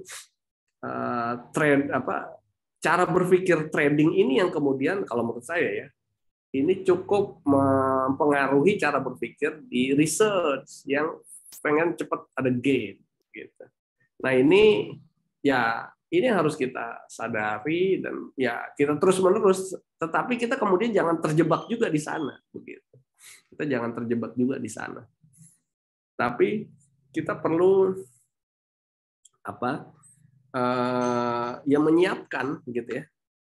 Kita udah maju aja terus sebagai kita produce something, kita enjoy ya, sambil kita ikut pada arus dalam artian ya kita memenuhi apa yang diminta. Karena misalnya di Indonesia itu juga research grant itu basisnya kebanyakan annually ya. Itu berat sebenarnya gitu ya. Makanya pernah ITB itu mau menggandeng MIT untuk research bersama. MIT agak keberatan gitu ya. Kok setahun langsung harus ada output dan seterusnya gitu. Ya memang budaya kita belum sepenuhnya seperti memahami riset sebagai satu discovery, journey or discovery. Itu yang pertama. Kemudian juga yang kedua tadi masalah data dan sebagainya. Saya rasa ya tentu kita harus menganalisis terus gitu. Kebetulan-kebetulan yang banyak terjadi, itu saya pikir itu mendapat kebetulan itu setelah mereka bekerja keras begitu. Jadi jangan kita di awal udah mengharap kebetulan gitu, tapi kita justru sejak awal sudah hard work aja terus. Dia insya Allah akan payback kita gitu. Dia akan berikan sesuatu yang baik. Itu mungkin ya Mas siapa tadi? Baik. Terima kasih Pak. Menarik jawabannya. Oke. Kemudian ini ada beberapa yang dari chat ya. Mas Karsono ini ternyata penelitian memerlukan biaya yang tidak sedikit. Nah itu betul sekali. Saya setuju sekali dan saya punya pengalaman. Semua paper kami yang high impact itu cost-nya luar biasa. Gitu. Dan saya pengalaman kerja bareng banyak riset papan atas ya kelas dunia di Australia, di Jepang, terutama ya 2 negara itu di Singapura. Itu memang mereka itu royal mengeluarkan dana riset gitu. Jadi maksudnya apa? Jadi begitu data ini jelek gitu ya, hasil kurang bagus, bikin lagi, ukur lagi, masih kurang bagus, rubah lagi parameter sedikit, ukur lagi. Jadi royal banget memang begitu. Nah, ini yang saya dari pengalaman itu saya meyakini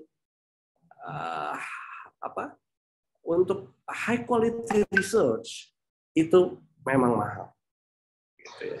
Memang mahal. Jadi kadang kita nggak menyadari atau ya pemegang kebijakan nggak mau tahu, apalagi di beberapa bidang ya mau nggak mau itu kalau yang eksperimen dan sebagainya. Kadang-kadang kita menyamaratakan, itu bisa kok pemodelan, ya udah kamu pemodelan aja, kita semua pemodelan. Lama-lama kita makan disuruh pakai pemodelan aja makan gitu, nggak usah makan beneran gitu kan. Disuruh memodelkan gitu sedang makan kan repot ya. Jadi itu betul Pak Sukarsono ya, saya setuju dan saya mengalami betul. Nah, bagaimana mengatasinya? Biomekanik dari postur jongkok. Jadi gini, yang pertama sebenarnya ya, kalau menurut saya it's responsible-nya profesor kalau menurut saya. Duit itu tanggung jawabnya profesor, tanggung jawabnya pembimbing, tanggung jawabnya promotor. Kalau menurut saya gitu. Jadi ya harusnya promotor siapin gitu tugas mahasiswa ya kerja aja ngumpulin data dan dia menganalisis gitu. Cuman ya barangkali kadang-kadang profesor nggak ngerti gitu ya atau nggak sadar atau gimana sibuk. Jadi kalau di luar negeri semua nggak ada tuh namanya riset mahasiswa kalau duit nggak ada di luar negeri. Apalagi S3 karena S3 itu dia sudah sebagai researchers. Jadi dia memang peneliti.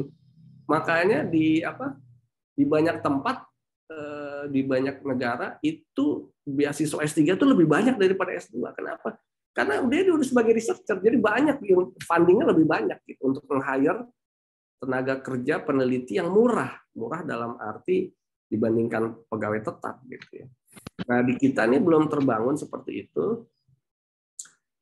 Salah satu yang saya dulu pengalaman adalah kita berkolaborasi Pak Sukarsono. Jadi saya cek, misalnya ya, saya tidak punya alat XPS tuh misalnya kalau sampai saat ini Indonesia baru mau beli. Nah, saya kerjasama di Jepang, di Australia.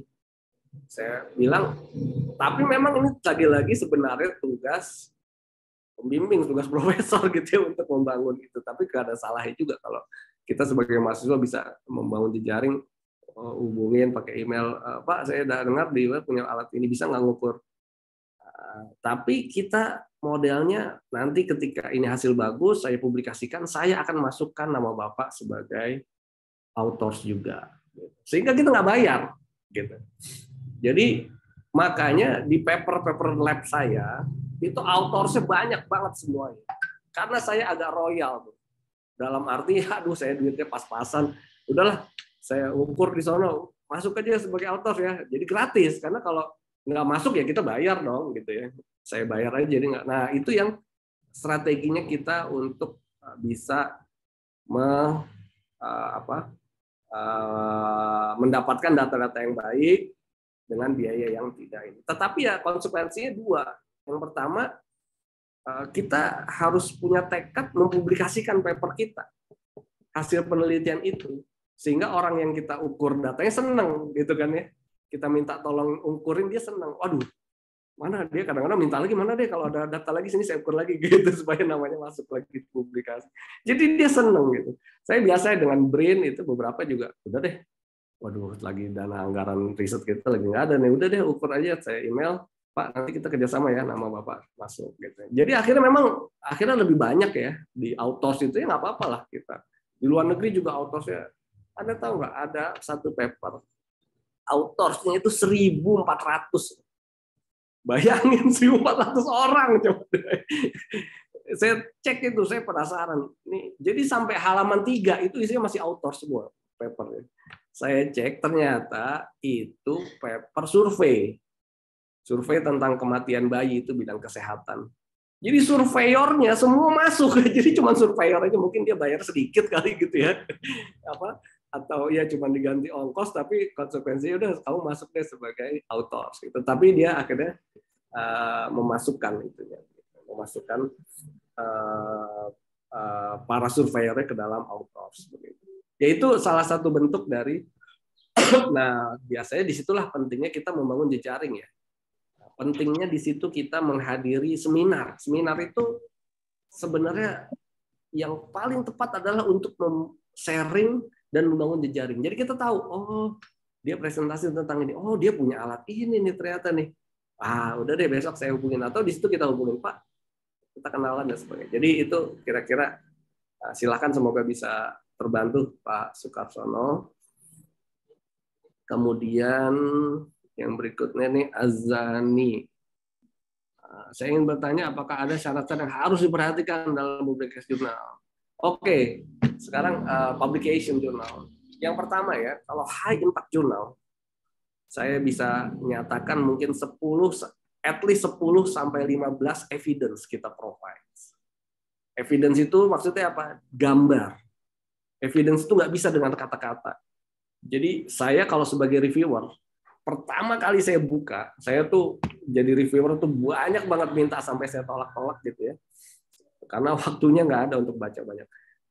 Kalau ada orang reviewer, yang pertama kali saya lihat adalah gambar. Begitu gambar sedikit, oh no, ini nggak cukup ini, meyakinkan saya. Jadi saya belum melihat detail, saya lihat berapa banyak dia evidence punya gambar untuk meyakinkan. Jadi yang pertama itu Anda harus gambar. Tapi gambar ini kan data sebenarnya. Nah data ini Anda harus pastikan dari paper-paper terdahulu tuh. Dia apa sih untuk meyakinkan sebuah kesimpulan seperti ini? Data yang dibutuhkan apa? Nah, Anda harus pelajari. Makanya, kalau Anda S3, apalagi ya S2, itu baca paper tuh jangan sedikit-sedikit. Anda harus banyak baca paper. Kalau di lab saya, mahasiswa saya itu saya selalu minta minimal 50 sampai 100 Anda baca paper sebelum publikasi satu. Kenapa? Karena Anda nulis paper itu kalau pertama kali ya kata-kata itu pasti dari paper lain aja dulu lah. Nggak usah kita larang-larang sendiri. Akhirnya kayak Google Translate, bahasanya pusing gitu bacanya gitu. Nah, ketika Anda baca paper banyak, Anda punya referensi banyak di kepala Anda. Nah, ini ya. Jadi, itu. Kalau referensi sih, jumlahnya berapa referensi? Ya, referensi memang harus meyakinkan. Saya pikir 25-30 cukup sih. Tapi yang paling penting itu gambar. Gitu ya. Kemudian apa lagi? Selamat siang, saya Erlina ingin bertanya mengenai pengalaman Bapak riset beratasi iklim riset di Indonesia. Oke, jadi gini, bagaimana sih? Memang riset di luar negeri itu apa ya? Saya lihat orang itu meneliti itu benar-benar gitu. Saya itu kadang-kadang gemes ya. Kenapa? Ini satu pengalaman. Saya pernah jadi dosen tamu di KAIS ya, Korean Advanced Institute of Science and Technology. Saya pulang jam 10 malam. Ruangan saya di sebelah ruangan host profesor teman saya, Inkyu Park namanya.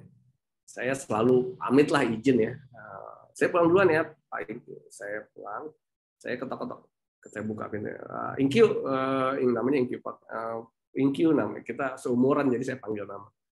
Inkyu, saya duluan ya. Oke, Brian, silakan see you tomorrow kata dia tadi. Kemudian saya lihat ada 2 mahasiswa jadi dia ruangannya itu ruangan di ujung, terus ada meja untuk diskusi lah. Di meja diskusi dia ada 2 orang mahasiswa Korea. Saya tahu itu mahasiswanya karena saya juga tahu lab itu. Ini mahasiswa mau ngapain? Masih stand di sini, saya bilang. Iya masih, ini sebentar nih. Dia baru mau presentasi hasil lab, hasil riset. Anda bisa bayangkan, ya, saya selalu cerita ini ke mahasiswa saya ya. Kita bisa bayangkan, ini Korea jam 10 malam.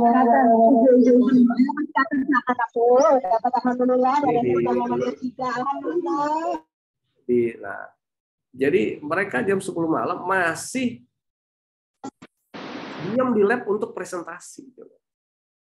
Kita jam 5, kadang-kadang jam 3 udah sepi kan di lab kita gitu ya. Jadi saya bisa bayangkan kita ngejar Korea tuh susah yang minta ampun pasti.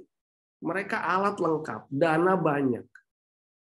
Yang ini saya yakin ya, kalau saya tuh juga lagi kedatangan orang Jepang nih di lab saya 2 orang. Mereka riset visit mahasiswa S2.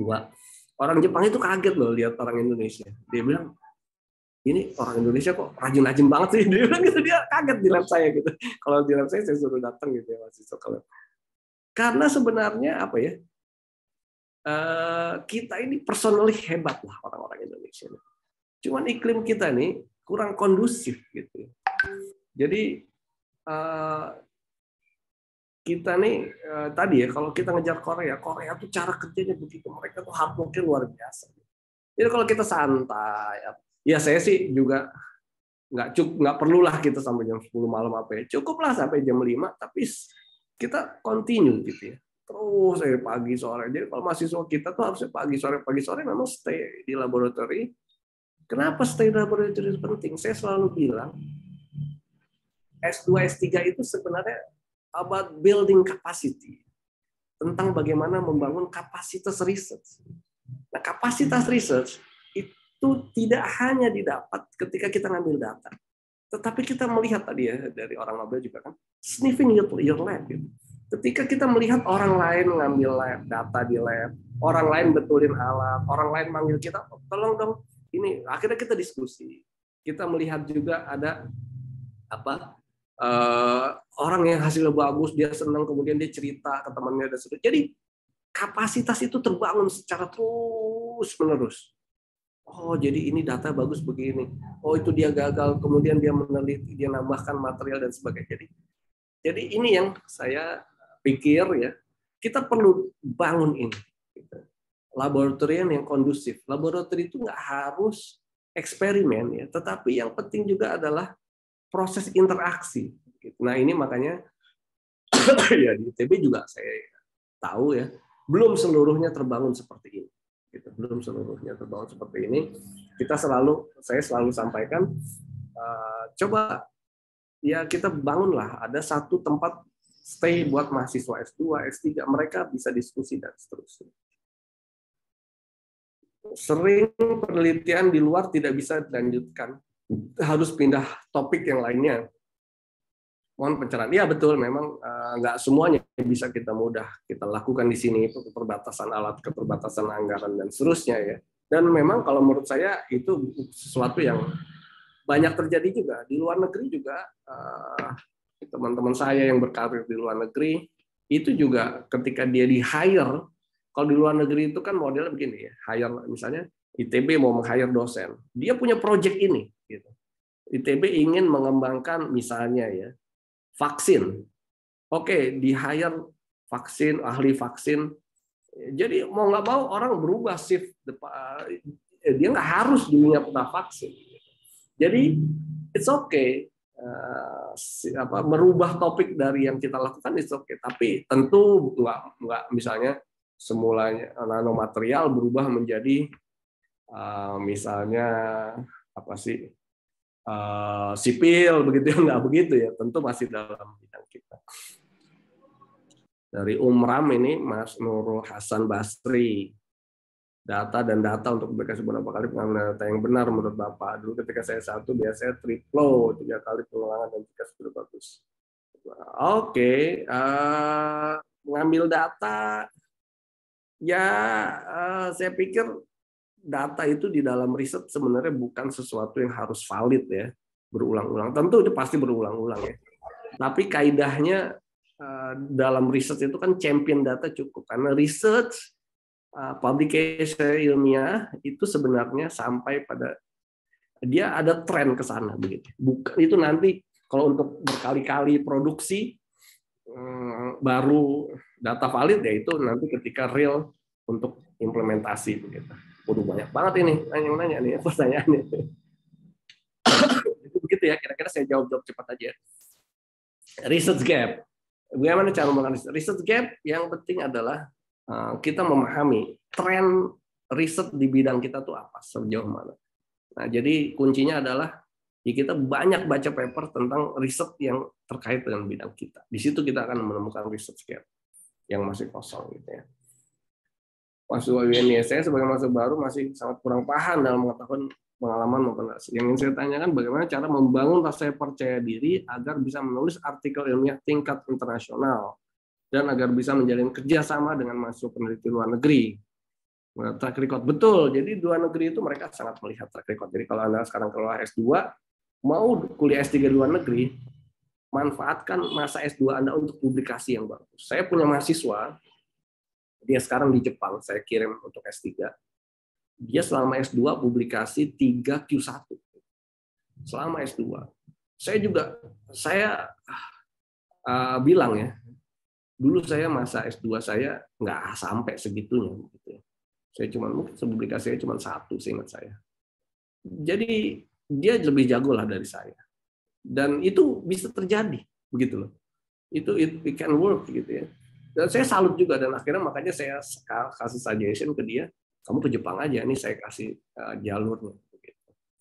Nah, jadi betul, bagaimana cara membangun kepercayaan diri? Membangun kepercayaan diri untuk menulis ilmiah itu gampang. Anda kumpulkan data sebanyak-banyaknya, gitu ya. Anda publikasi. Itu aja. Begitu Anda publish, anybody can publish.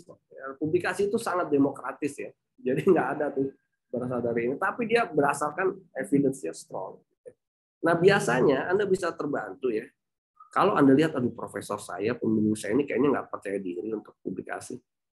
Anda ajak join dengan orang-orang yang sudah publikasinya banyak bidang. Gitu ya. Saya dulu ketika belum berani-berani publikasi, ya saya ajak tuh teman-teman saya orang Jepang, mau dong gabung ya. Nah, dia periksa tuh. Paper kita dikasih masukan dulu, nih tambahin paper ini tambahin analisis ini. Akhirnya oke, dia masuk sebagai co-authors, karena biasanya co-authors itu dia akan co-authors luar negeri itu lebih confidence lah gitu ya. Confidence levelnya lebih tinggi. Jadi gitu ya. Atau nggak harus luar negeri lah. Orang-orang yang sudah banyak publikasi di jurnal-jurnal bagus, nah itu biasanya mereka confidence. Makasih, saya Yusuf Marifat dari Undip. Kaitan dengan penelitian yang kita kerjakan merupakan hal baru, belum pernah dikerjakan sebelumnya, bahkan sumber referensi sangat sedikit dan terkendala. Dengan pembahasan terkait dengan tersebut, mungkin bagaimana pandangannya untuk mengatasi case. Jadi kalau bidangnya masih sedikit, itu bagus berarti. Bidangnya masih sedikit, tantangannya ya berarti kan belum banyak yang menyentuh itu. Originality-nya berarti tinggi, ya kan? Tinggal permasalahannya adalah bagaimana kita mengemas gitu ya, hal tersebut. Kalau menurut saya itu tinggi, itu bagus ya. Kalau menurut saya dengan belum banyak ya bidang itu.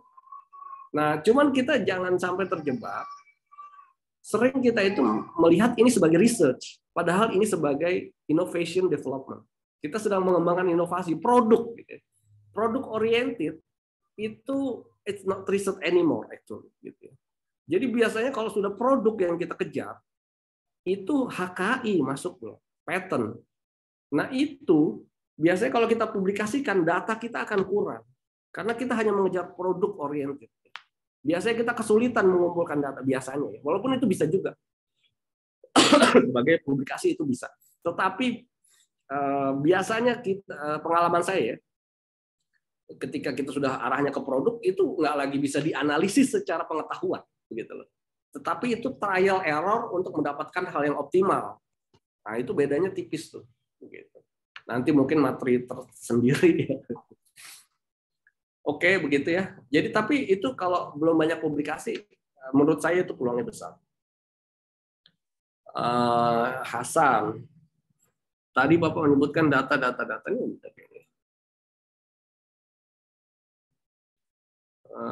Membangun jejaring pertemanan yang luas. Kalau yang saya tangkap dari Bapak, network dan link itu dapat dari saat menjadi mahasiswa. Bagaimana jika yang bukan sebagai lab, tapi satu S3 kuliah dalam negeri? Oke, langkahnya adalah datang ke international conference, atau sebenarnya sekarang ini banyak ya program-program sabbatical, Anda bisa pergi ke luar negeri 3 bulan dan seterusnya. Kemudian atau lewat orang-orang Indonesia yang sudah punya jejaring di luar negeri, itu juga terbuka gitu ya. Jadi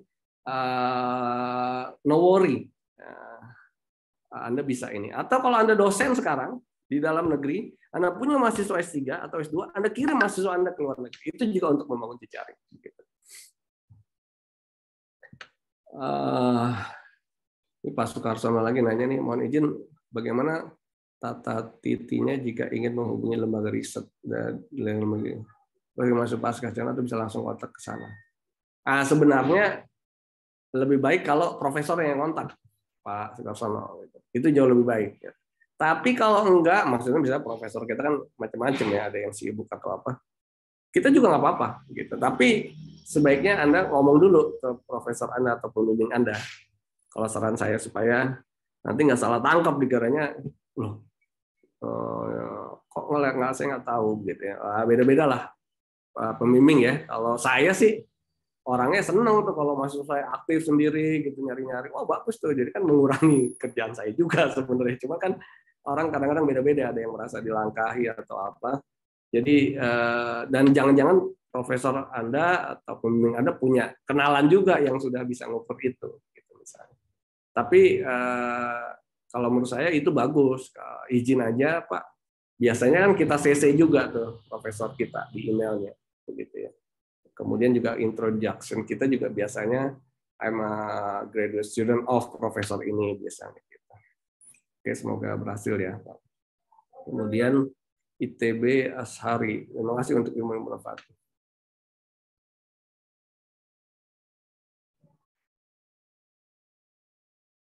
Terima kasih untuk ilmu yang bermanfaat. Berdasarkan pengalaman Bapak, bagaimana cara pandang yang bagus sebagai peneliti? Gimana nih?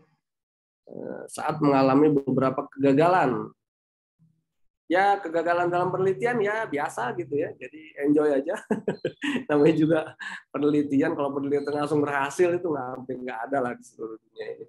Pasti ada kegagalannya, data nggak sesuai harapan kita dan seterusnya. Jadi enjoy aja, terus aja kumpulin data sebanyak-banyak.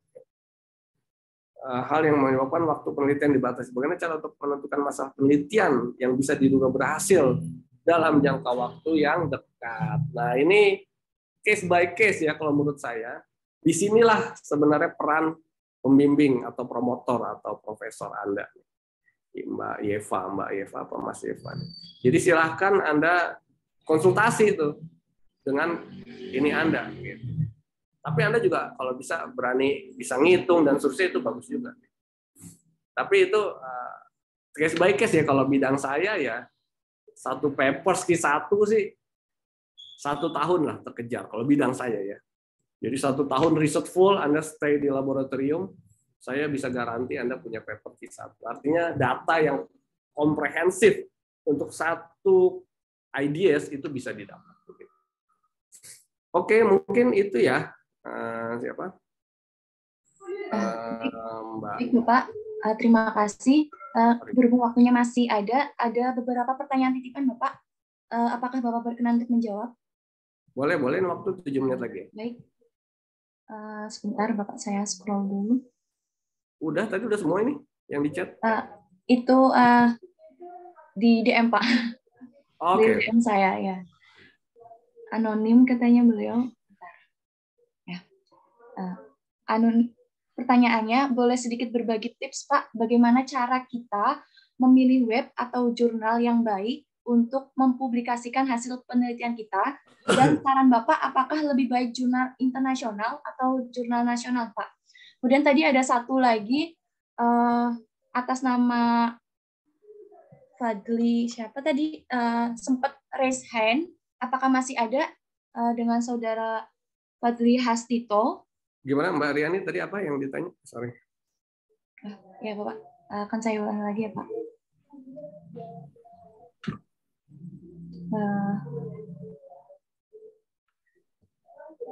Sebentar Pak.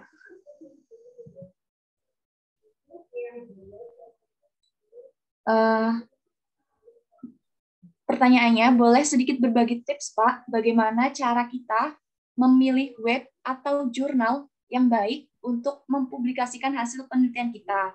Dan saran Bapak, apakah lebih baik jurnal internasional atau nasional, Pak? Itu, Pak. Rasanya sih beda-beda case ya. Jadi gini, sebenarnya jurnal itu kan, publikasi kita itu kan, yang paling bagus itu, publikasi itu kan kita mendapatkan respon ya. Dari penelitian kita, dari orang yang memang jago di bidang itu. Begitu. Jadi itu makanya di banyak universitas besar, publikasi itu dijadikan syarat kelulusan, terutama untuk S3. Kenapa? Itu sangat make sense. Kenapa? Karena di situ profesor-profesor yang ahli di bidangnya akan memberikan feedback terhadap riset kita. Oh, Anda salah nih datanya, gitu kan misalnya. Oh, Anda kurang datanya, sehingga Anda belum bisa menyimpulkan. Tolong tambahin data ini supaya Anda bisa menyimpulkan bahwa data ini masih benar, dan seterusnya.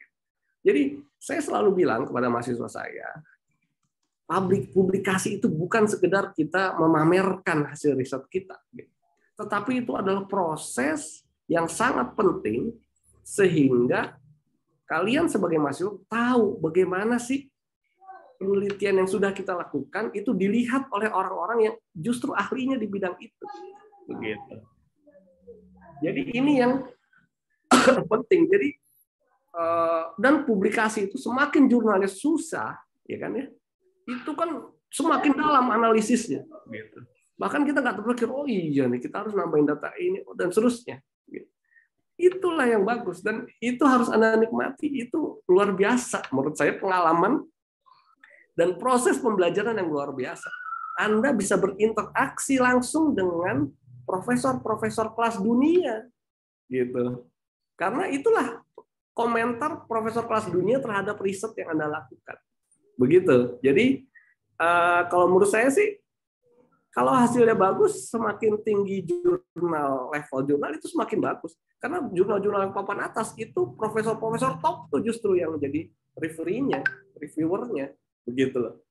Jadi jangan dilihat itu sebagai proses pamer atau publikasi itu sekedar naruh hasil kita di paper. Enggak. Itu proses reviewer, itu proses yang bagus. Oke ya, ini ada Nadia nih. Tadi udah Nadia ya. Baik, Bapak, ada satu pertanyaan dari raise hand dari Hikmah Supriyati. Monggo, Kak Hikmah. Ya, Hikmah ini terakhir kali ya. Baik, Pak. Ya, silakan, Pak Nadia.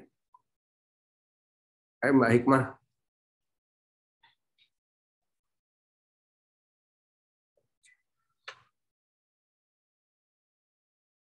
Wah, nggak dengar nih.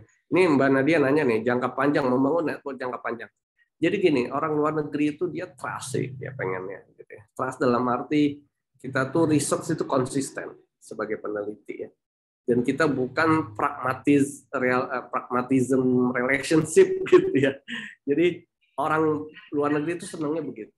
Jadi pengalaman saya membangun jejaring dengan Australia, University of Queensland, kita punya jejaring yang sangat kuat, very strong gitu ya. kita saling sharing paper kita, dia sharing juga paper ke kita dan seterusnya. Nah itu terbangun nggak cepet gitu, nggak cepet. Jadi yang itu, jadi Anda harus sabar, memang lama. Nah Anda kirim student, kita kirim student dan seterusnya. Jadi jangan berharap itu bisa cepat terjadi. Yang kedua, Anda terus-menerus aja pelan-pelan sharing data, Anda punya data bagus, ya, minta komentarnya dan seterusnya, gitu loh. Itu nanti natural Anda akan paham lah seperti apa. Jadi nanti kalau udah oke, nah dia akan sharing lagi. Dan apa ya? Research di negara maju itu juga komoditas ya kalau saya lihat. Jadi artinya apa? Anda harus paham ya kalau mereka juga nanya, berapa banyak grant yang kita punya dan seterusnya gitu. Karena mereka juga butuh dana besar. Jadi jangan kita melihat, wah ini orang bisnis banget. Enggak, ya wajar lah mereka juga melihat kita kesempatan untuk apa ya. Dan tapi mereka melihat tuh students S3 itu aset besar. Student S3 itu aset besar. Jadi mereka tuh seneng banget kalau kita kirim student misalnya itu aset besar bagi mereka. Kita juga sebenarnya aset besar ya, cuman banyak yang belum melihat kita sebagai big assets ya. Jadi banyak profesor kita yang nggak ngerawat dengan baik, padahal itu aset besar gitu. Oke, cukup mungkin ya Mbak Riani, ini udah jam 11. Ya, baik. Terima kasih semuanya, mohon maaf kalau ada hal-hal yang kurang berkenan. Semoga apa yang kita diskusikan, bicarakan bisa menginspirasi, memberikan wawasan buat kita semua, termasuk buat saya juga pribadi. Terima kasih, saya kembalikan ke Mbak Riani. Ya, baik Bapak, terima kasih kembali atas penyampaian materinya yang sangat luar biasa. Kemudian lanjut ke acara selanjutnya, yaitu pemberian sertifikat.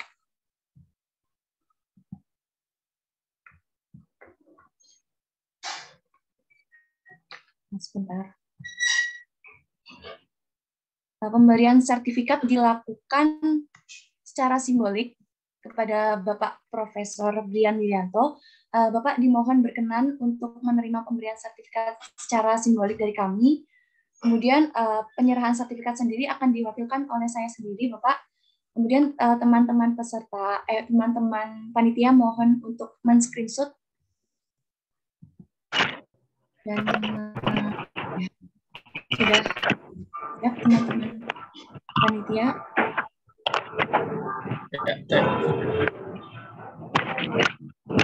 Mohon di screenshot. Ya, sudah. Oke, baik. Terima kasih teman panitia. Kemudian ke acara selanjutnya, yaitu sesi dokumentasi. Nah, para peserta dimohon untuk mengaktifkan fitur videonya pada Zoom dan menggunakan virtual background jika memungkinkan.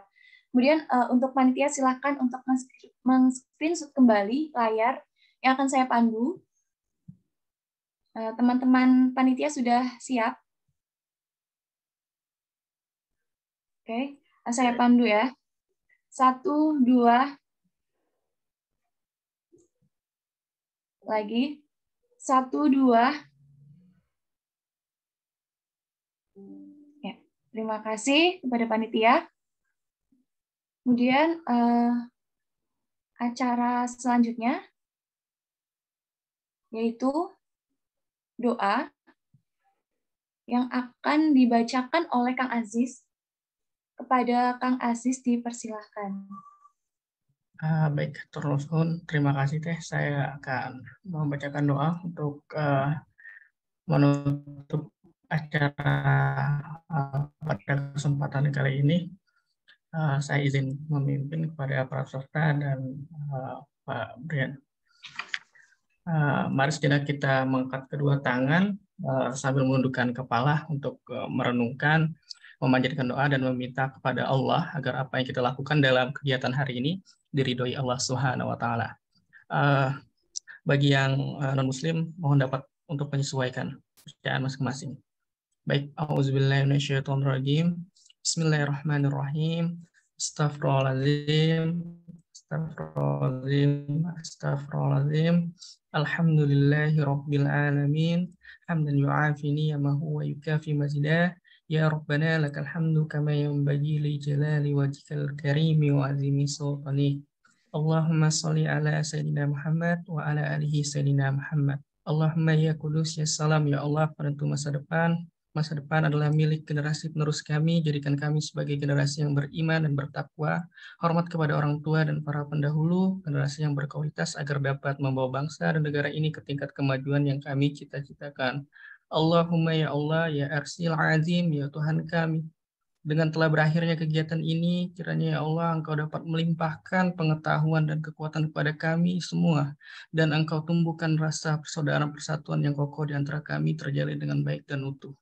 Allahumma inna nas'aluka selamatan fid din, wa afiatan fil jasad, wa jatan fil ilmi, wa barakatan fil rizki, wa taubatan qabla al-maut, wa rahmatan indal maut, wa maghfiratan badal maut. Allahumma hawin ala fi sakaratil maut wal jatan minan nar wa afa indal hisab. Rabbana atina fid dunya hasanah wa qina azabannar. Subhana rabbikal izzati amma yasifun. Assalamun ala mursalin walhamdulillahi rabbil alamin. Saya ada kalau lazim baik teh, saya kembalikan ke MC. Baik. Nah, terima kasih Kang Aziz. Untuk acara selanjutnya yaitu penutupan. Sebelum kita tutup bersama, saya selaku MC pembawa acara pada hari ini memohon maaf yang sebesar-besarnya apabila ada tutur kata yang kurang berkenan. Namun sebelum saya tutup, jangan meninggalkan room terlebih dahulu. Akan ada info yang akan saya bagikan, yang akan teman-teman kami bagikan. Tapi untuk dalam penutupan ini saya mohon maaf yang sebesar-besarnya apabila ada tutur kata yang kurang berkenan. Sekian, mari kita tutup bersama acara webinar kali ini dengan hamdalah dan doa kafaratul majelis. Ya. Wassalamualaikum warahmatullahi wabarakatuh. Ya.